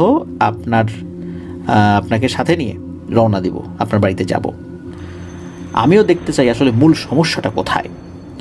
তো উক্ত কথায় আব্দুর রহমানের বড় ভাই রাজি হন এবং সেই দিনের মতো কবিরাজের বাড়িতে উনি থেকে যান। পরের দিন খুব ভোরে এই ইদ্রিস কবিরাজ এবং আব্দুর রহমানের বড় ভাই রংপুরের উদ্দেশ্যে রওনা হন। আগের দিনে যাতায়াতের দুরবস্থার কারণে তাদের পৌঁছাতে কিন্তু অনেক সময় লাগে, প্রায় 2 দিনের মতো সময় লেগেছিল। আব্দুর রহমানের বাড়িতে পৌঁছাতে মানে যখন পৌঁছেছেন আর কি, তখন দুপুর গড়িয়ে গিয়েছে। তো বাড়িতে পৌঁছে কবিরাজ আব্দুর রহমানকে খুব ভালোভাবে পর্যবেক্ষণ করতে থাকেন। কবিরাজ দেখতে পান যে কবিরাজকে দেখে আব্দুর রহমান রাগান্বিত হয়ে গালিগালাজ শুরু করেছে। এরপর কবিরাজ আব্দুর রহমানের বড় ভাইকে ডেকে নিয়ে বলেন যে আজকে এশার নামাজের পর আমি আবার বসবো, আপনি আমাকে কিছু জিনিসপত্র জোগাড় করে দেন। কবিরাজ আব্দুর রহমানের বড় ভাইকে একটি কাচের বোতল, 7 ঘাটের পানি এইগুলো সংগ্রহ করতে বলেন। তো কবিরাজের কথা মতো সেই দিনেই সব জোগাড় হয়ে যায়। এশার আজান হয়ে গেলে কবিরাজ নামাজ পড়ার জন্য পার্শ্ববর্তী কোনো একটা মসজিদে যান। সে সময় আব্দুর রহমান হঠাৎ অজ্ঞান হয়ে যায়, মানে ওই দুষ্টু জিনগুলো আব্দুর রহমানের শরীর ছেড়ে চলে গেছে। এরপর কবিরাজ বাড়িতে ফিরে আব্দুর রহমানকে কবিরাজের সামনে বসিয়ে আবার তার কবিরাজি বিদ্যা প্রয়োগ করতে শুরু করেন। এবার অনেক চেষ্টা করার পরও সেই জিনগুলো কবিরাজের ডাকে কোনো সাড়া দিচ্ছিল না। এভাবেই চেষ্টার পর চেষ্টা, মাঝে মাঝে মানে এমন পর্যায়ে চলে যাচ্ছিল যে ইদ্রিস কবিরাজের শরীর আর কুলাচ্ছিল না। এরকম করতে করতে গভীর রাত্রে হঠাৎ সেই জিনগুলোর মধ্যে একটি জিন আসে, আর একই রকমভাবে একটা আসার পর অন্য সবগুলো একে একে হাজির হয়। ইদ্রিস কবিরাজ আগে থেকে সিদ্ধান্ত নিয়ে রেখেছিলেন এই জিনগুলোকে ছাড়া রাখা যাবে না, এরা এমন সমস্যা বারবারই সৃষ্টি করবে, তাই এদেরকে বোতলবন্দি করতেই হবে। যাই হোক, জিনগুলো এসেই রাগান্বিত হয়ে কবিরাজকে বলতে থাকে, তুই আমাদের আগেরবার নানা কৌশল করে বোকা বানিয়ে আব্দুর রহমানের কাছ থেকে দূরে সরিয়ে দিয়েছিলি, আবারও তুই আমাদের কাছে বাধা সৃষ্টি করতে এসেছিস, তোকে এইবার আবারও সুযোগ দিচ্ছি, ভালোই ভালো এখান থেকে চলে যা, নইলে তোর বংশকে কিন্তু নির্বংশ করে দিব। তো এই ধরনের কথার প্রেক্ষিতে ইদ্রিস কবিরাজ সেই জিনদেরকে উদ্দেশ্য করে বলেন, তোরা কি ভেবেছিস তোদের কাছে কি আমি অনুরোধ করতে আসছি যে ওকে ছেড়ে যা এই অনুরোধ করব না? তোদেরকে কিন্তু আর ছাড়তে আসি নাই, কারণ তোরা ছাড়া থাকলে এরকম সমস্যা আবারও তৈরি করবি, আর আল্লাহ ছাড়া আমি কাউকে ভয় করি না। এরপর কবিরাজ ওই যে আগে থেকে সংগ্রহ করে রাখা 7 ঘাটের পানি একটি বোতলে ঢেলে দোয়া পড়তে থাকেন, অন্য আর একটা বোতলে ঢালতে হয়েছিল আর কি। তারপর সেই বোতলটি আব্দুর রহমানের মাথার নিচে ধরে রেখেছিলেন। আব্দুর রহমান তো বসা ছিল, তার মাথার নিচে বলতে থুতনির ওইখানটাতে রেখেছিলেন, আর আব্দুর রহমানের মাথাটা ধরে নিচু করে বোতলটির একটু কাছে নিয়ে রাখেন। এরপর কবিরাজের সাথে আনা একটি লাল কাপড় দিয়ে আব্দুর রহমানের মাথাটি ঢেকে দেয়া হয়। কবিরাজ বিভিন্ন সূরা পাঠ করতে থাকেন এবং কবিরাজ তার সাথে থাকা শক্তিশালী কয়েকজন জিনের সাহায্যে কিছু সময়ের মধ্যেই সেই দুষ্টু জিনগুলোকে বোতল বন্দি করতে আল্লাহর রহমতে সক্ষম হন। এই কাজটির পর কবিরাজের সাথে থাকা একটি ভালো জিন কবিরাজকে জানায় যে এই মারিদ জিনেরা অনেক শক্তিশালী হয়ে থাকলেও আল্লাহর কালামের কাছে সেই সব কিছুই তুচ্ছ, কিন্তু এইখানে 4টা জিন বন্দি করা গেছে, আর একটা জিন যে কোনোভাবেই হোক কৌশলে এখান থেকে পালিয়েছে এবং সে অনেক দূরে গোপন একটি স্থানে আশ্রয় নিয়েছে। তাই এই কবিরাজের সাথে থাকা জিনেরা ওই জিনটাকে খুঁজে পাচ্ছে না, তাকে ধরতেও পারছে না। তখন ইদ্রিস কবিরাজ চিন্তা করেন যে একটি জিন কি আর করতে পারবে, 4টাকে তো ধরেছি। তারপর ইদ্রিস কবিরাজ ওই বাড়ির লোকদেরকে বলে, আলহামদুলিল্লাহ সব সমস্যা চিরদিনের মতো সমাধান হয়ে গেছে, আমি আমার সাথে থাকা পরহেজগার কয়েকজন জিনের মাধ্যমে দুষ্ট জিনগুলোকে আটক করতে সক্ষম হয়েছি, ইনশাল্লাহ আর কোনো সমস্যা হবে না আশা করি। সেই রাতের মতো সব কিছু শেষ করে পরের দিন ওই বাড়িটা খুব ভালো করে বন্ধ করে দেওয়া হয় এবং পরে ইদ্রিস কবিরাজ চলে আসার সময় বাড়ির লোকজন তাকে বেশ কিছু টাকা দিতে চাইলে উনি যাতায়াতের জন্য অল্প কিছু টাকা গ্রহণ করেন আর সেই বোতলটি সাথে করে নিয়ে চলে আসেন। ইদ্রিস কবিরাজ তার নিজ বাড়িতে এসে ওই বোতলটি বাড়ি থেকে কিছুটা দূর একটি পরিত্যক্ত জায়গায় পুঁতে রাখেন। এখনো কিন্তু ঘটনা শেষ না, চলুন এইবার জানি যে এই পর্যায়ে কি হয়েছিল। তো দ্বিতীয়বারের মতো কবিরাজের চিকিৎসার পর আব্দুর রহমানের সাথে নতুন করে কোনো সমস্যা শুরু হয়নি বলে উনি খোঁজখবর নিয়েছিলেন ওনার জিনদের মাধ্যম দিয়ে, কারণ তখন তো চাইলেও আর আব্দুর রহমানের সাথে কি হয়েছে এটা খুব ইজিলি জানা সম্ভব ছিল না। সমস্যা যেটা হলো সেটা হলো কবিরাজের সাথে কিছু সমস্যা শুরু হলো, মানে ইদ্রিস কবিরাজের সাথে। একদিন রাত্রে কবিরাজ ঘুমের মধ্যে একটি স্বপ্ন দেখতে পান, আর সেই স্বপ্নের মধ্যে তিনি একটি অবয়বকে দেখতে পান। অবয়বটি কবিরাজকে বলতে থাকে, তুই অনেক বড় একটি দুঃসাহস দেখিয়ে ফেলেছিস, আমার 4 সঙ্গীকে তুই বন্দি করেছিস, এজন্য আব্দুর রহমানকে ছেড়ে দিলেও তোকে কিন্তু আমি ছাড়ব না। ওই স্বপ্নের মধ্যেই ইদ্রিস কবিরাজও ওই অবয়বটিকে বলতে থাকে, তুই যা পারিস করে নিস। অবয়বটি বলে, তোর সাথে ওই জিনদের দিয়ে তুই তোর ক্ষমতা দেখাচ্ছিস, মনে রাখিস ওরা কিন্তু সবসময় তোর সাথে থাকে না, খুব শীঘ্রই তোর সাথে দেখা হবে আমার, প্রস্তুত থাকিস। সকালে কবিরাজের স্বপ্নের কথাটি মাথায় আসলেও বিষয়টিকে তেমন একটা পাত্তা দেন না, কারণ এই ধরনের কাজ তো তাকে রেগুলারই করতে হয়, আর স্বপ্নের মধ্যে এই দুষ্টু জিনেরা এসে হুমকি দামকি দেবে, এটাই স্বাভাবিক। তবে উনি মাঝে মাঝেই ওই একটা মারিদ জিনকে ধরার বা তাকে খোঁজার চেষ্টা কিন্তু করেছেন, কিন্তু প্রতিবারই ইদ্রিস কবিরাজ ব্যর্থ হতেন। এর কিছুদিন পরের কথা, অন্য একটি রোগীর চিকিৎসার প্রয়োজনে ইদ্রিস কবিরাজ তার নৌকা নিয়ে তাদের পাশের এলাকায় যান, একটি রোগীর বাড়িতে। সেই রাতে সেইখানে সব কাজ শেষে যখন উনি ফিরছিলেন তখন বেশ রাত হয়ে যায়। কবিরাজ রাতেই তার বাড়িতে ফেরার কথা জানালে সেই বাড়ির মানুষ কবিরাজকে যেতে মানা করেন, মানে যেই বাড়িতে উনি গিয়েছিলেন আর কি, বলেছেন যে আমি চলে যাচ্ছি বাড়িতে। তো ওই বাড়ির লোকজন তো মানা করছে যে না, এতটুকু রাত আর বাকি আছে, থেকে যান না, সকালে যান, ফজরের আজান হয়ে গেলে নামাজটা পড়ে একটু নাস্তা করে তারপর যান। কিন্তু উনি বললেন যে না, ওনার স্ত্রী তখন 9 মাসের গর্ভবতী ছিলেন, যার কারণে তার রাত্রে বাইরে থাকাটা ঠিক হবে না। এটা যখন জানান তখন ওই বাড়ির লোকজন আর কিছু বলেন নাই, আসলেই তো তাই, তার তো বাড়িতে থাকাটা প্রয়োজন ছিল, বরঞ্চ উনি রাতের বেলা যে এখানে এসেছেন এটাই হয়তো অন্য কবিরাজরা আসতেন না। তো যাই হোক, উনি তো রওনা দিয়েছেন। তো রওনা দেওয়ার পর আধা ঘন্টার মতো নৌকা চালানোর পর নৌকাটি একটা বিস্তৃত ফাঁকা জায়গায় এসে পড়ে। নৌকাটি স্বাভাবিকভাবেই যাচ্ছিল, এমন সময় হঠাৎ কবিরাজের কাছে মনে হলো নৌকাটির সাথে ভারী কিছু এসে ধাক্কা লাগলো। মানে নৌকা গিয়ে কোনো কিছুর সাথে ধাক্কা লেগেছে বিষয়টা এরকম না, কোনো কিছু এসে নৌকার সাথে ধাক্কা লেগেছে বা কোনো কিছু এসে নৌকাকে ধাক্কা দিয়েছে, বিষয়টা এরকম। এখন নৌকার নিচে কি এটা দেখার জন্য কবিরাজ উকি দিয়ে নৌকার নিচের দিকটা দেখার চেষ্টা করেন, কিন্তু উনি তেমন কিছুই দেখতে পান না। উকি দেয়া অবস্থায় ইদ্রিস কবিরাজের কানে একটি শব্দ আসতে থাকে। শব্দটি পানির বড় বড় ঢেউয়ের শব্দের মতো। তখন সামনের দিকে তাকিয়ে কবিরাজ দেখতে পান তার নৌকাটির থেকে কয়েক হাত সামনের পানিতে আচমকা পাক শুরু হয়ে গেছে, মানে পাক খাচ্ছে। বিষয়টি কি সেটি কবিরাজ বোঝার চেষ্টা করেন। কবিরাজ ভাবেন তিনি তো কত সমস্যায় নিজেকে জড়িয়েছেন, এই জন্য হয়তো বা কোনো দুষ্ট চিন্তার ক্ষতি করার উদ্দেশ্যে এসেছে। তো কবিরাজ তৎক্ষণাৎ তার নিজের শরীর ভালো করে বন্ধ করে নেন এবং নৌকা সেই জায়গাটির পাশ দিয়ে চালাতে শুরু করেন। কবিরাজ দেখতে পান পাক খাওয়া জায়গাটি থেকে কুচকুচে কালো 4টি মাথার অংশ পানির নিচ থেকে উপরে বেরিয়ে আসছে। তাদেরকে দেখেই কবিরাজের মনে পড়ে যায় আব্দুর রহমানের চোখে দেখা জিনগুলোর বিবরণের কথা। কবিরাজ দেখতে পান যে লাল লাল 4 জোড়া চোখের নিচ পর্যন্ত পানির উপরে উঠে এসেছে এবং তার দিকে ভয়ঙ্কর দৃষ্টিতে তাকিয়ে আছে। কিছুক্ষণ পর পুরোপুরি এই 4টি অবয়ব পানির উপরে উঠে আসে, মনে হচ্ছে তারা পানির উপরে দাঁড়িয়ে আছে। কবিরাজের বুঝতে আর বাকি থাকে না এই জিনগুলো তার বন্দি করা সেই 4টি মারিদ জিন। তখন কবিরাজ চিন্তিত হয়ে পড়েন এইটা ভেবে যে এগুলো ছাড়া পেল কিভাবে, যদিও তাদের সাথী একটি জিন ছাড়া এই 4টাই কিন্তু এখানে ছিল। কিন্তু কবিরাজ এমন প্রক্রিয়ায় 4টিকে বন্দি করেছিল যে কোনো জিন বা পিশাচ তাদেরকে মুক্ত করতে পারবে না, হ্যাঁ মানুষ পারবে শুধু। সেই অবয়বগুলোকে দেখতে অনেকটা একই রকম লাগছিল। তখন একটি অবয়ব বলে ওঠে, কিরে ইদ্রিস, আমাদেরকে দেখে অবাক হচ্ছিস? আর অবাক তো তোর হবারই কথা, তুই হয়তো আমাদের শক্তি সম্পর্কে জানিস না।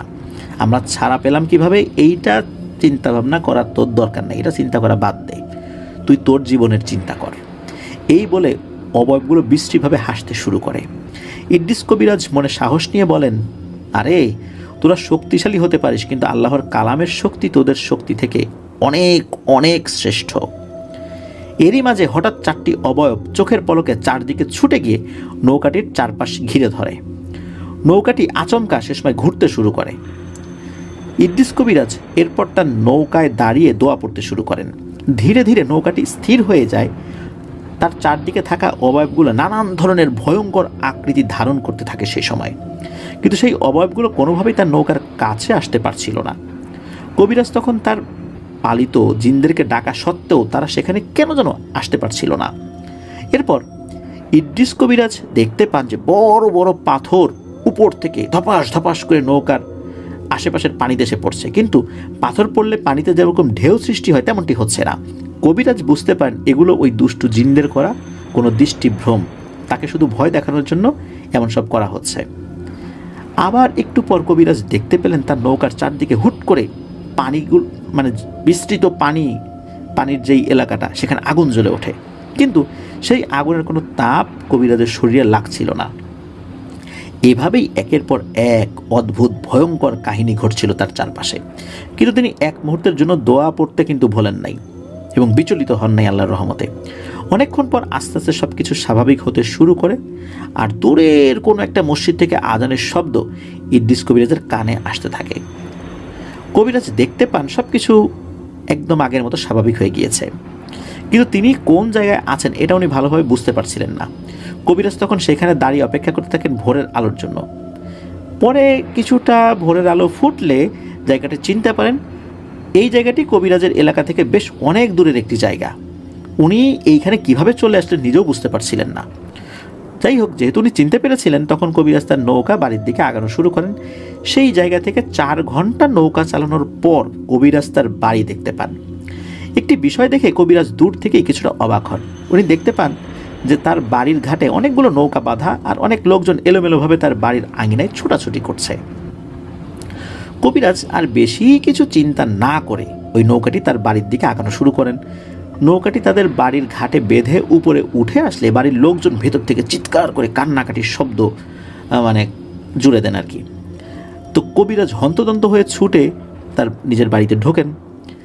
বাড়িতে গিয়ে দেখতে পান যে তার স্ত্রী সহ তার আপন লোকজন কান্নাকাটি করছে। কবিরাজের স্ত্রী পাগলের মতো বিলাপ করে কান্নাকাটি করছে আর বলছে যে আমি আমার সন্তানকে নিজ হাতে খুন করেছি। ইদ্রিস কবিরাজ কিছু বুঝে ওঠার আগেই তার একজন পরিচিত লোক তাকে হাত ধরে টানতে টানতে ঘরের সামনে নিয়ে আসেন। ঘরের সামনে গিয়ে কবিরাজ যে দৃশ্যটি দেখতে পান এতে উনি বাকরুদ্ধ হয়ে যান। কবিরাজ দেখতে পান যে লাশের খাটিয়ার উপর কাফনে মোড়ানো ছোট্ট ফুটফুটে একটা বাচ্চার লাশ। কবিরাজের আর বুঝতে বাকি থাকে না এটি তার নিজের সন্তান। কবিরাজকে তখন উপস্থিত কয়েকজন লোক জানায়, এটি তোমার ছেলে, গতকাল রাতে জন্মের পর বাচ্চাটি মারা যায়। এরপর ইদ্রিস কবিরাজ মনে অনেক কষ্ট নিয়ে বাচ্চাটির শেষ কার্য সমাপ্ত করে, মানে দাফন কাফন শেষ করে। রাতে ইদ্রিস কবিরাজের কাছে তার বড় ভাবি এসে কিছু কথা বলতে শুরু করেন। তো এক ভয়ঙ্কর রোমহর্ষক ঘটনা বলতে শুরু করেন। মূলত এই ভাবিকেই ইদ্রিস কবিরাজ রাতের বেলা তার স্ত্রীর কাছে রেখে গিয়েছিলেন, যেহেতু উনি যাচ্ছেন কখন ফিরবেন, অনেক রাত হবে। তো উনি বলেন যে তোমার স্ত্রী দেখো পাগলের মতো নিজেকে দোষী সাব্যস্ত করছে যে সে নিজের হাতে তার সন্তানকে হত্যা করেছে। তুমি কি জানো কালকে রাত্রে কি হয়েছিল? তুমি বাড়ি থেকে চলে যাওয়ার আগে তো আমাকে লোক মারফত খবর দিয়ে বাড়িতে রেখে গিয়েছিলে। রাতে খাবার দাবার শেষে আমি তোমার স্ত্রীর সাথেই ঘুমাতে যাই, তখন পর্যন্ত সব কিছু স্বাভাবিকভাবেই চলছিল, কিন্তু কিছুটা গভীর রাতের দিকে তোমার স্ত্রীর সন্তান ভূমিষ্ঠ হওয়ার ডেলিভারি পেইন মাতৃব্যথা উঠতে শুরু করে।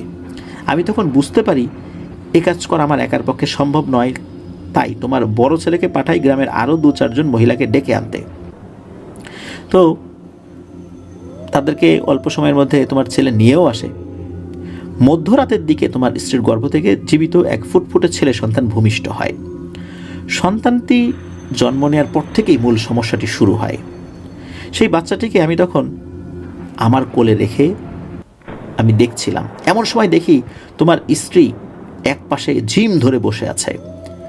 আমি তোমার স্ত্রীকে বললাম, কি অমন করে বসে আছিস কেন? সে আমার কথার কোনো জবাব না দিয়ে একই রকমভাবে বসে থাকে। একটু পর হঠাৎ তোমার স্ত্রী খিলখিল করে হাসতে শুরু করে। কিছু বুঝে ওঠার আগেই সে হিংস্র জন্তুর মতো আচরণ শুরু করে। আমার কোল থেকে বাচ্চাটিকে কেড়ে নিয়ে তার কোলে নিয়ে যায়। বিষয়টি এমনভাবে করছিল যা কোনো মা তার বাচ্চার সাথে করতেই পারে না। আমরা বলতে থাকি, এই কী হয়েছে তোর, এমন করছিস কেন? কিন্তু আমাদের প্রশ্নের কোনো উত্তর না দিয়ে বাচ্চাটির দিকে এক দৃষ্টিতে তাকে বিশ্রীভাবে হাসতে থাকে। এরপর হঠাৎ সে বাচ্চাটিকে এক ঢিল মেরে ঘরের মেঝেতে ফেলে দেয়। ঘরের মেঝে মাটির হওয়ায় বেশ ঠান্ডা ছিল। এই ঠান্ডা মাটি এত ছোট বাচ্চার পক্ষে সহ্য করা সম্ভব না। আর হঠাৎ করে মাটির উপর পড়ে গিয়ে সে প্রচণ্ড ব্যথাও পেয়েছিল। বাচ্চাটি তার মায়ের কোলে যাওয়ার পর থেকে সে কান্নাকাটি করছিল। আগে কিন্তু ওরকম কান্নাকাটি করছিল না, কিন্তু আবার এরকম ঢিল খেয়ে মাটিতে পড়ে আরও উচ্চস্বরে কান্নাকাটি করছিল। উপস্থিত সবাই অবাক হয়ে এমন কাজে বাধা দেওয়ার অনেক চেষ্টা করার পরেও আমরা ব্যর্থ হয়েছি। এত ছোট বাচ্চা মাটিতে এভাবে পড়ে থাকলে নির্ঘাত মারা যাবে। এটা চিন্তা করে যখন আমি বাচ্চাটিকে তুলতে সামনে যাই, তখন তোমার স্ত্রী এক লাফ দিয়ে দাঁড়িয়ে যায় এবং সে এসে আমাকে সজোরে এমন এক ধাক্কা দেয়। এই ধাক্কাটি খাওয়ার পর আমি বুঝতে পারি এটি মোটেও তোমার স্ত্রীর ধাক্কা নয়। এত শক্তি তোমার স্ত্রীর শরীরে এই অবস্থাতে থাকার কথা না। মূলত 7-8 জন পুরুষ মানুষের শক্তি তোমার স্ত্রীর শরীরে চলে আসছিল। তো এমত অবস্থায় আমরা নানাভাবে সেই বাচ্চাটিকে উদ্ধার করার চেষ্টা করি, কিন্তু তোমার স্ত্রী কোনো মতেই তার বাচ্চার ধারের কাছেও আমাদেরকে ঘেঁষতে দিচ্ছিল না। একসময় সেখানে থাকা একজন মহিলা একটা বাঁশের ছোট লাঠি দিয়ে তোমার স্ত্রীকে একটি আঘাত করলে সে অনেক রাগান্বিত হয়ে যায় এবং আমাদের সবাইকে সে উল্টোপাল্টা বেধড়ক মারধর করতে করতে ঘর থেকে বের করে দেয়। মূলত তোমার স্ত্রীকে আঘাত করার উদ্দেশ্য ছিল যেন তার কোল থেকে বাচ্চাটি নিয়ে বাচ্চাটিকে বাঁচানো যায়, কিন্তু আমরা করতে পারিনি। আমাদেরকে বের করে দিয়ে তোমার স্ত্রী ঘরের দরজা লাগিয়ে দেয়। ঘরের বাইরে থেকে তোমার ছেলে মেয়ে সহ আমরা সকলে দরজা জানালায় অনবরত ধাক্কাধাক্কি করতে থাকি এবং তোমার স্ত্রীকে ডাকাডাকি করতে থাকলেও কোনো কাজ হয়নি। বাইরে থেকে শুধু তোমার স্ত্রীর অট্টহাসির শব্দ আর বাচ্চাটির কান্নাকাটি শুনতে থাকি। আমাদের মধ্যে থেকে একজন ঘরের একটি ছিদ্র দিয়ে ঘরের ভেতরের পরিবেশ দেখতে থাকে। তখন আমাদেরকে ডাকলে আমরাও দেখতে পাই টিম টিম করে হারিকেনের আলো জ্বলছিল ঘরে, আর সেই আলোতে দেখতে পাই তোমার স্ত্রী বসে রয়েছে মাথাটা নিচু করে, আর তার সামনে বাচ্চাটি হাত পা ছুড়ে ছটফট করে কান্নাকাটি করছে। এই গভীর রাত্রে আমরা চিৎকার করে আশেপাশের মানুষদের কাছে অনেক সাহায্য চেয়েছি, কিন্তু এত রাত্রে আর এত দূরে দূরে মানুষের বসতবাড়ি হওয়ায় কেউ আমাদেরকে সাহায্য করতে আসতে পারেনি। তো এভাবেই বাচ্চাটি জন্মের পর ঠান্ডা মাটিতে পড়ে থাকতে থাকতে ধীরে ধীরে নিস্তেজ হয়ে পড়ছিল। এভাবে আর কিছুক্ষণ পর আমরা ঘরের বাইরে থেকে বাচ্চাটির আর কোনো কান্নার শব্দও শুনতে পাচ্ছিলাম না। তখন আমরা ধরেই নিলাম বাচ্চাটি হয়তো মারা গিয়েছে। এর কিছুক্ষণ পর তোমার স্ত্রী হুট করে ঘরের দরজাটি খুলে দিয়ে আবার তার আগের জায়গায় গিয়ে বসে পড়ে। তারপর অনেকেই ঘরের ভেতরে গিয়ে যেটা ভেবেছিলাম সেটাই দেখতে পাই, বাচ্চাটির নিথর দেহ তার মায়ের সামনে পড়ে আছে। তখন আবার তোমার স্ত্রী একদম চুপ করে বাচ্চাটির দিকে এক দৃষ্টিতে তাকিয়ে বসেছিল। আমি দৌড়ে গিয়ে বাচ্চাটিকে কোলে নিলে বুঝতে পারি সব শেষ। সত্যি বাচ্চাটি আর বেঁচে নেই। ততক্ষণে চারপাশে ফজরের আজান শুরু হয়ে গিয়েছে। ফজরের আজান শুরু হওয়ার পর তোমার স্ত্রী অজ্ঞান হয়ে মাটিতে লুটিয়ে পড়ে। আর সে সময় আমরা চিৎকার চেঁচামেচি করতে থাকলে ওই সময় আশেপাশের কিছু লোক ধীরে ধীরে আসতে শুরু করে, কারণ ওই সময় অনেকেই চলাফেরা শুরু করেছিল এবং তারাও এসে এই অবস্থা দেখতে পায়। যেহেতু গ্রামের মানুষজন খুব ভোরে ফজর আজানের পরপরই বাইরে বের হয়ে যায়, আর এরপর ঘণ্টাখানিকের মতো তোমার স্ত্রী অজ্ঞান থাকলেও তারপর তার জ্ঞান ফেরানোর চেষ্টা করা হলে তার জ্ঞান আসে। আর জ্ঞান আসার পর সে কিছুই মনে করতে পারছিল না। সে শুধু বলতে থাকে, এত লোকজন কেন, কি হয়েছে, আমার বাচ্চা কোথায়? এমন সময় লোকজনের মুখে সমস্ত ঘটনা শুনে তোমার স্ত্রী বুঝতে পারে তার বাচ্চার সাথে কি হয়েছে। এরপর থেকেই বাচ্চাটির লাশ দেখে তোমার স্ত্রী এমন পাগলের মতো কান্নাকাটি শুরু করেছে। তো বড় ভাবির মুখ থেকে এই কথাগুলো শুনে ইদ্রিস আলী তো হাউমাউ করে কেঁদে ওঠে আর বলতে থাকে, আমার জন্যই আমার এই নিষ্পাপ সন্তানটি আজ এভাবে শয়তানদের হাতে মারা গেল। এরপর সেই রাতেই কবিরাজ তার কবিরাজি যে ঘরটা ছিল একা গিয়ে তার সাহায্যকারী সব জিনদেরকে আমন্ত্রণ করতে থাকে। মোটামুটি সব জিন এসে উপস্থিত হয়। তখন ইদ্রিস কবিরাজ তার জিনদের কাছে জানতে চান যে তারা থাকা সত্ত্বেও কেন তার পরিবারের সাথে এমনটা ঘটল। কবিরাজের এমন প্রশ্নের উত্তরে জিনগুলো এক ভয়ঙ্কর তথ্য দেয়। জিনগুলো জানায় তারা সর্বদা কবিরাজের মঙ্গল চায়, কবিরাজের সমস্ত ভালো মন্দ বিষয় দেখার দায়িত্ব ছিল তাদের উপর, কিন্তু তারা সেই মোতাবেক কাজ করেও আসছিল। ঝামেলা যেটা হলো সেটা হলো এই ঘটনার রাতে তারা কবিরাজের বাড়ির সীমানায় এক অদ্ভুত মায়া শক্তির কারণে বা মায়াজালের কারণে প্রবেশ করতে পারছিল না। তখন কবিরাজ জিজ্ঞেস করে সেই দুষ্টু 4টি জিন ছাড়া পেল কীভাবে? তখন কবিরাজের পালিত জিনগুলোর মধ্যে থেকে তথ্য সংগ্রহকারী বা মুখবির এক জিন বিষয়টি জানার জন্য কবিরাজের কাছ থেকে কিছু সময় নিয়ে তথ্য সংগ্রহ করতে চলে যায়। কিছুক্ষণ পর সেই জিনটি এসে বলতে থাকে মূল ঘটনা। সেই তথ্য সংগ্রহকারী জিনটি বলতে থাকে যে এই যেই দুষ্টু 5টা জিন ছিল তাদের মধ্যে একজন তো বোতলবন্দি হয়নি, সে সেখান থেকে পালিয়ে গিয়েছিল, আর 4টা জিনকে আটক করা গিয়েছিল। যে জিনটি পালিয়ে গিয়েছিল সেটি গিয়ে আশ্রয় নেয় ভয়ঙ্কর রকমের এক পিশাচ সিদ্ধ দুষ্টু এক তান্ত্রিকের কাছে। এই তান্ত্রিকের কাছে আশ্রয় নেয়ার জন্য সে তার সারা জীবনের গোলাম হয়ে যাবে এরকম একটা প্রতিশ্রুতি দেয়। সে তান্ত্রিকের সব কাজ করবে এরকম প্রতিশ্রুতি দেয়। তান্ত্রিকও সে জিনের কথা মতো কিছুদিনের মধ্যেই ভয়ঙ্কর কালো জাদুর মাধ্যমে সে জানতে পারে ঠিক কোথায় কোন জায়গায় এই বোতলটি রাখা হয়েছে, আর তান্ত্রিক সশরীরে এসে এখান থেকে বোতলটি সংগ্রহ করে নেয় কোনো এক রাত্রে, আর এই জিনগুলোকে মুক্ত করে দেয়। এই মুক্ত হওয়ার পর এই 5টি জিন এবং তান্ত্রিক সহ আরও বেশ কয়েকটি শক্তিশালী খারাপ জিন মিলে এই সমস্ত ঘটনা ঘটিয়েছে। তো তথ্য সংগ্রহকারী জিনটি মানে মুখবির জিনটি কবিরাজকে আরও বলেন যে ওনার আরও সাবধানতা অবলম্বন করা উচিত, মানে এই ইদ্রিস কবিরাজের আরও সাবধানতা অবলম্বন করা উচিত ছিল। জিনগুলো জানায় যে ওনার বাড়ির চতুর্দিকে যে বন্ধনীটি দেওয়া হয়েছিল সেটা অনেক বছর আগে ধীরে ধীরে সেটির কার্যক্ষমতা বা যেই ব্যাপারটা কার্যক্ষমতা আর কি, এটা অনেকখানি নষ্ট হয়ে গিয়েছিল। সব মিলিয়ে এখন একটা খারাপ সময় চলে এসেছে। আর একটা বিষয় তারা জানায় যে যখন এই ইদ্রিস কবিরাজ এই জিনদেরকে ডাকছিলেন তখন সেই ডাক তারা শুনতে পেলেও তারা এসে ইদ্রিস কবিরাজকে কোথাও দেখতে পাচ্ছিলেন না, এক মায়াজালের মধ্যে পড়ে গিয়েছিলেন, কোথাও তাকে দেখতে পাচ্ছিলেন না, এই কারণে তার কাছে পৌঁছাতেও তারা পারছিলেন না।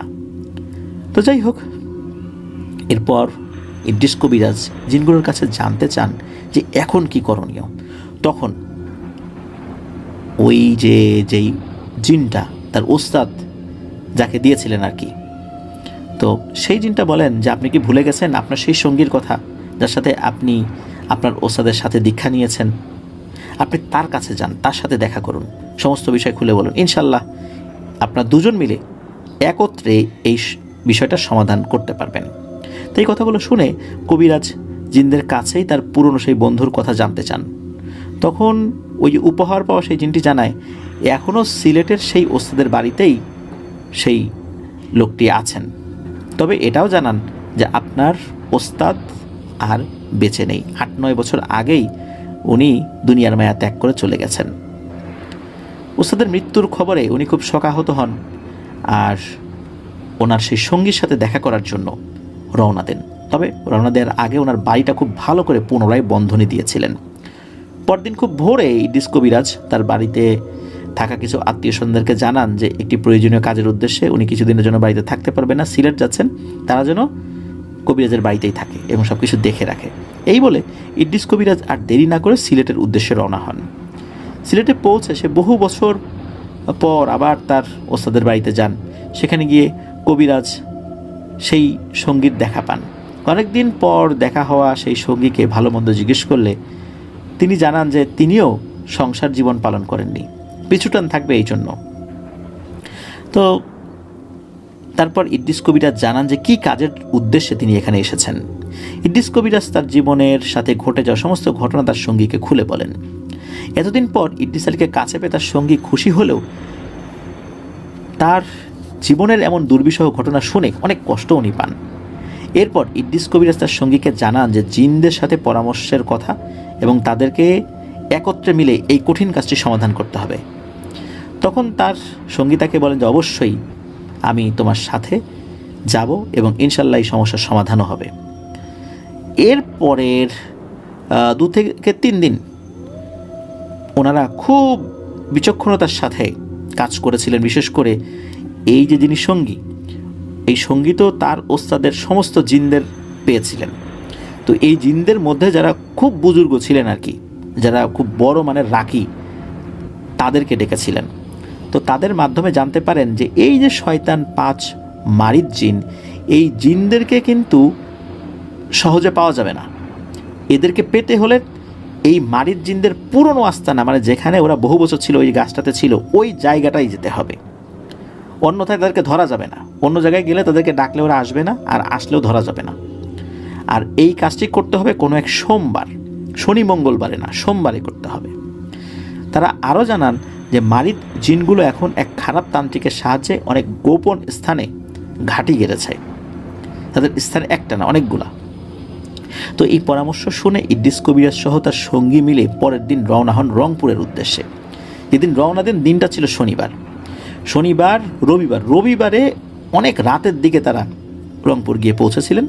তো ইদ্রিস কবিরাজ যেহেতু আগেও একবার রংপুর এই আব্দুর রহমানের বাড়িতে এসেছিলেন, তাই এই জায়গাগুলো তার পরিচিত ছিল। রাতেই ইদ্রিস কবিরাজ তার সঙ্গীকে নিয়ে আব্দুর রহমানের বাড়িতে যান। রাতে গিয়ে আব্দুর রহমানের ঘরে গিয়ে ডাক দিলে আব্দুর রহমান ঘুম ঘুম চোখ নিয়ে দরজাটি খোলেন। হঠাৎ এত রাত্রে ইদ্রিস কবিরাজকে দেখে আব্দুর রহমান অনেক অবাক হয় এবং বেশ খুশিও হন। বেশি দেরি না করে তাড়াতাড়ি আব্দুর রহমান এই ইদ্রিস কবিরাজ এবং তার সঙ্গীকে ঘরের ভেতরে নিয়ে বসান এবং ইদ্রিস কবিরাজকে জিজ্ঞেস করেন যে কি হয়েছে, আপনি এত রাত্রে কেন? এদিকে ইদ্রিস কবিরাজ খেয়াল করে দেখেন আব্দুর রহমান এখন পুরোপুরি সুস্থ, তার স্বাস্থ্য আগের মতো হয়ে গেছে, একদম স্বাভাবিক আল্লাহর অশেষ রহমতে। আর কোনো সমস্যাও নাকি আর দেখা যায়নি, এটাও কবিরাজ জানতে পারেন। তো ইদ্রিস কবিরাজ যখন তার আসার কারণ আব্দুর রহমানকে কিছুটা জানান এবং বলেন যে আমরা এই কারণে এসেছি, বাকিটা তোমরা পরে বুঝতে পারবা। এর মধ্যে কি হয় যে আব্দুর রহমানের বড় ভাইকে খবর পাঠানো হয়। আব্দুর রহমান খবর পাঠিয়েছিলেন। আব্দুর রহমানের বড় ভাই ওই রাত্রে এসে উপস্থিত, বাড়ি তো কাছাকাছি ছিল। আব্দুর রহমানের বড় ভাই আসলে তখন আব্দুর রহমানের বড় ভাই যখন জানতে চান, তখন আবার বিস্তারিতভাবে চিন্তা করেছেন যে পরে বলবো, এবার বিস্তারিতভাবেই খুলে বলেন যে আসলে কেন ওনারা এখানে এসেছেন, কি হয়েছে ওনার পরিবারের সাথে। তো আব্দুর রহমান জানান যে ওইখানে তো ওই শেওড়া গাছটি নেই, ওটা তো সরিয়ে ফেলা হয়েছে। তখন বলেন যে ওই জায়গাটা তো আছে, ওই জায়গাতেই আমরা যাব। আব্দুর রহমান ইদ্রিস কবিরাজকে জানান যে আপনি আমার জীবন বাঁচিয়েছেন, আমি সারা জীবন আপনার কাছে ঋণী হয়ে থাকব এবং এই কাজে যত ধরনের সহযোগিতার প্রয়োজন আছে আমরা ইনশাল্লাহ করব। এসব কথাবার্তার মধ্যেই ফজর আজান হয়ে যায়। তখন ইদ্রিস কবিরাজ আব্দুর রহমানকে বলেন আমরা সকাল সকাল সেই গাছটির জায়গাতে যাব। এরপর আব্দুর রহমান তাদেরকে কিছুটা বিশ্রামের ব্যবস্থা করে দেন, নাস্তা পানি ব্যবস্থা করেন আর কি। তো আব্দুর রহমানের বড় ভাইও সব কিছু গোছগাছ করে রেখেছিলেন যে কীভাবে যাবেন। তো খাবার দাবারের শেষে সেই কাটা গাছের স্থান, মানে যেই গাছটা কেটেছিলেন আব্দুর রহমান, সেই শেওড়া গাছের ওই জায়গাটাতে নিয়ে যাওয়া হয়। তারা সেই মালিকের বাড়িতে আগে গিয়েছিলেন। তো দেখতে পান যে সেই মালিকের অবস্থা খুবই খারাপ, তার ব্যবসা বাণিজ্য নাকি খুবই খারাপ, জমি জমা মানুষজন দখল করে নিয়ে যাচ্ছে, ভাইদের সাথে তার গোলমাল বেঁধেছে। এমনকি এই যে গাছের যে স্থানটা, এই স্থানে উনি বাড়ি করতে অনেকবার চেষ্টা করেছেন। বাড়ি করা শেষ হয়ে যায়, শেষ হওয়ার পরপরই নাকি বাড়িটা পরিপূর্ণভাবে ভেঙে পড়ে, একদম মাটির সাথে মিশে যায়। এইভাবে বেশ কয়েকবার উনি এই বাড়িটা নির্মাণ করার চেষ্টা করতে গিয়েও বারবারই ব্যর্থ হয়েছেন। তার ব্যবসা বাণিজ্যের অবস্থা খুবই খারাপ, অর্থনৈতিকভাবে উনি মারাত্মক ক্ষতিগ্রস্ত অবস্থায় আছেন। মূলত এইখানে যেহেতু বেশ কয়েকবার বাড়ি তৈরি করার চেষ্টা করার পরও জায়গাটা এরকম হয়ে গেছে, এই জন্য ওই জায়গাটা উনি পরিষ্কার করে রেখেছেন, এখানে আর উনি কিছু করবেন না। তখন এই আব্দুর রহমানের বড় ভাই ওই মালিককে বলেন যে এই কবিরাজ ওনারাও এই ধরনের সমস্যায় পড়ে গেছেন আব্দুর রহমানকে ট্রিটমেন্ট করতে গিয়ে, বিশেষ করে ইদ্রিস কবিরাজ, এবং এটা একটা বড় আকার ধারণ করেছে, এটা সমাধানের জন্য ওনারা এসেছেন। তো মালিকও রাজি হন যে আসলেই এটার একটা সমাধান হওয়া দরকার। মালিকও বলেন যে আপনার যা যা লাগে আমরা সহযোগিতা করব। সকলে মিলে তাকে উৎসাহ দেন। তো ওই দিন রাত্রে এশার নামাজের পর দুই কবিরাজ সবাইকে বাড়িতে রেখে ওই জায়গাটিতে যান এবং সকলকেই বলে যান যাই হয়ে যাক না কেন আজকে রাতটা কেউ এই বাড়ি থেকে বাইরে বের হবেন না, যে যার জায়গায় থাকবেন। সেই জায়গাতে গিয়ে এই ইদ্রিস কবিরাজ এবং তার সঙ্গী বুজুর্গ জিনদের সাথে পরামর্শ অনুযায়ী কাজ শুরু করে দেন। ইদ্রিস কবিরাজ সমস্ত ঘটনার জন্য খুব রাগান্বিত ছিলেন।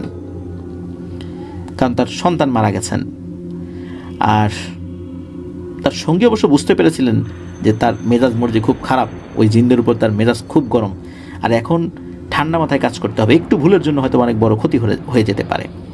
এরপর শুরু হয়ে যায় সেই অদৃশ্য সত্তাদের হাজির করার প্রক্রিয়া। শুরুতে ইদ্রিস কবিরাজ ও তার সঙ্গী সেই গাছটির জায়গাতে গিয়ে দুজন কাটা গাছটির দুদিকে বসে পড়েন। সেই জায়গাতে শুধু ইদ্রিস কবিরাজ এবং তার সঙ্গী দুজনেই গিয়েছিলেন। মানে ওই দিন বা ওই রাতের ওই সময় কিন্তু তাদের সাথে আর কারো আসার অনুমতি ছিল না। যাই হোক, এরপর সেই জায়গা থেকে ইদ্রিস কবিরাজের সঙ্গী এক মুঠ মাটি নিয়ে সেই মাটিতে একটা বিশেষ দোয়া পরে ফু দিয়ে সেটা ছুঁড়ে মারা শুরু করেন, আবার আগের জায়গাতেই। বেশ কয়েকবার এরকম পড়েন এবং তার সঙ্গী বলেছিলেন যে এই জিনিসটা টানে সেই 5টি দুষ্টু জিন আসতে বাধ্য, পৃথিবীর যেখানেই থাকুক না কেন। কথা মতো 7 বার এরকম ফু দিলে কিছুক্ষণের মধ্যেই সেই জায়গাটির পরিবেশ একেবারেই নিশ্চুপ হয়ে যায়। মনে হচ্ছে ঝিঝি পোকাও তার ডাক দেয়া ভুলে গেছে। শুরু হয়ে যায় প্রচণ্ড তুফান, মনে হচ্ছে আশেপাশের বাড়িঘর গাছপালা এই তুফানে উড়িয়ে নিয়ে চলে যাবে। এদের সব কিছুই হচ্ছিল না। ওনারা তো জানেন এগুলো সব মায়াজাল। এরই মাঝে হঠাৎ করে ওই 5টি জিন এক সারিতে এসে দাঁড়িয়ে যায় ঠিক ওই কাটা গাছের ওই জায়গাটাতে। জিনগুলো কিন্তু তখন তাদের মানে শরীরের যেই অবয়ব ওই অবয়বেই এসেছিল। তো উপস্থিত হয়ে জিনগুলো ইদ্রিস কবিরাজকে তুচ্ছ তাচ্ছিল্য করে বিভিন্ন ধরনের উস্কানিমূলক কথা বলতে থাকে কী রে কবিরাজ, আমাদেরকে চিনতে পারছিস? তুই নাকি অনেক বড় কবিরাজ, তাহলে বাঁচাতে পারলি না তোর বাচ্চাকে? আর অনেক কথাবার্তা এইসব বলে আর কি, উস্কানিমূলক কথাবার্তা, যাতে করে তার মস্তিষ্ক খুব হয়ে যায় আর কি, মানে গরম হয়ে যায়। এদিকে ইদ্রিস কবিরাজ তার চোখের সামনে তার সন্তানের খুনিদেরকে দেখে মেজাজ হারালেন। ইদ্রিস কবিরাজও বলেন যে তোদের যা কথা বলার আজকেই বলে নে, আজকের পর থেকে তোদের কথা বলার আর কোনো সুযোগ থাকবে না, আর সেই কাজটি করতে আমরা আসছি। এই বলে ইদ্রিস কবিরাজ এবং তার সঙ্গী ওখানকার মাটি হাতের মুঠোয় নিয়ে একটা দোয়া পড়ে ফু দেন। কিন্তু মনে হলো ওই জিনগুলোর কিছুই হলো না। এমন বিষয় দেখে ইদ্রিস কবিরাজ এবং তার সঙ্গী অবাক হয়ে যান। তারা ভাবেন এমনটা তো হওয়ার কথা ছিল না। এমন দৃশ্য দেখে দুষ্ট জিনগুলো অট্ট হাসিতে ফেটে পড়ে। সেই সময় ইদ্রিস কবিরাজের ওস্তাদের উপহার দেওয়া জিনটা এসে ইদ্রিস কবিরাজের কানে কানে একটা বিশেষ দোয়া শিখিয়ে দেন এবং ইদ্রিস কবিরাজকে বলেন এই দোয়া পাঠ করে পবিত্র জমজম কূপের পানিতে ফু দিয়ে সেই পানিটি মাটিতে মিশিয়ে দিতে বলেন। আর জমজম কূপের পানিটাও ওই জিনটা সাথে নিয়ে এসেছিলেন, সাথে সাথে তাদের হাতে দিয়ে দেন। তো সেই মোতাবেক কাজ করার সাথে সাথে হঠাৎ দুষ্ট জিনগুলো চিৎকার করতে শুরু করে। সেই সময় সেই মাটির মধ্য থেকেও কালো ধোঁয়ার মতো কিছু উঠতে থাকে। জিনগুলোর চিৎকার চেঁচামেচি শুনে মনে হচ্ছে কেউ যেন তাদের শরীরে আগুন লাগিয়ে দিয়েছে। তখন সেই দুষ্ট জিনগুলো বলতে থাকে থাম থাম থাম কবিরাজ, তোদের এই কার্যকলাপ বন্ধ কর, না হলে আমরা মারা যাব। এদিকে ইদ্রিস কবিরাজ বলতে থাকে তোদেরকে তো বাঁচার জন্য এই পদ্ধতি অবলম্বন করি নাই, তোদেরকে মারার জন্যই করেছি। আর এখন তোরা মরবি, বলেছিলাম না? তোদের যা বলার বলে নে, তোদের বলা শেষ, এখন আমাদের কাজ শুরু। তো এভাবে অল্প কিছুক্ষণের মধ্যেই জিনগুলোর চেঁচামেচি থেমেও যায়। বিকট এক চিৎকারে জিনগুলো হাওয়ায় মিলিয়ে যায়। চারপাশের পরিবেশ তখন একদম নিস্তব্ধ হয়ে যায়। এই ঘটনার পর ইদ্রিস কবিরাজের সঙ্গীও আনন্দের স্বরে বলে ওঠে আলহামদুলিল্লাহ, আমরা আমাদের কাজে সফল হয়েছি। এই 5টি জিন এই পৃথিবী থেকে বিদায় নিয়েছে। মূলত এই যে 5টি খারাপ মারিদ জিন, এইগুলো অত্যন্ত দুর্ধর্ষ প্রকৃতির ছিল, কিন্তু আল্লাহর অশেষ রহমতে তারা হত্যা করতে সক্ষম হয়েছেন। এবং এই যে বুজুর্গ জিনদের পরামর্শক্রমে কিভাবে কোন কাজটা করতে হবে। তো যাই হোক, ইদ্রিস কবিরাজ এবং তার সঙ্গী পরের দিন তাদের নিজ নিজ গন্তব্যের উদ্দেশ্যে রওনা দেন। এই ঘটনার এখানেই সমাপ্তি হয়। এই ঘটনার পর ইদ্রিস কবিরাজ তার কবিরাজি জীবন থেকে চিরতরে দূরে সরে আসার সিদ্ধান্ত নিলে ইদ্রিস কবিরাজের স্ত্রী কবিরাজকে বলেন, হয়তো আল্লাহ আমাদের একজন সন্তানকে তার কাছে নিয়ে গেছেন পরকালে সাফায়াত করার জন্য, আর আপনার মাধ্যমে অনেক অসহায় মানুষ উপকার পাচ্ছে। আপনি এই কাজ থেকে ফেরত আসবেন না। আর আপনার ওস্তাদও আপনার উপর ভরসা করে তার জীবনের সকল বিদ্যা শিখিয়ে গেছেন, সুতরাং আপনি এই কাজ করে যান। আমার তরফ থেকে যত ধরনের সহায়তা করার দরকার আমি করব। কবিরাজের স্ত্রীর মুখে এই কথা শুনে কবিরাজ খুবই খুশি হন এবং উনি আবার সিদ্ধান্ত নেন যে আগের মতোই উনি কবিরাজি করবেন, তবে আগের থেকে কিছুটা কম করতেন। এরপরেও কিন্তু ইদ্রিস কবিরাজের আরও বেশ কয়েকজন সন্তানাদি হয়েছিল, তাদের সাথে আল্লাহর রহমতে কোনো সমস্যা হয়নি। তো ইদ্রিস কবিরাজ এখন বেঁচে নেই, সেই নানুও এখন বেঁচে নেই, কিন্তু তাদের সন্তানাদি এখনও আছেন। এভাবেই ইদ্রিস কবিরাজের এইরকম একটা ঘটনা মুখে মুখে মানুষের কাছে চলে এসেছে সিয়াম ভাইয়ের মাধ্যম দিয়ে। ধন্যবাদ জানাচ্ছি সিয়াম ভাইকে, এমন একটি ঘটনা দীর্ঘ সময় ধরে লিখে পাঠিয়েছেন।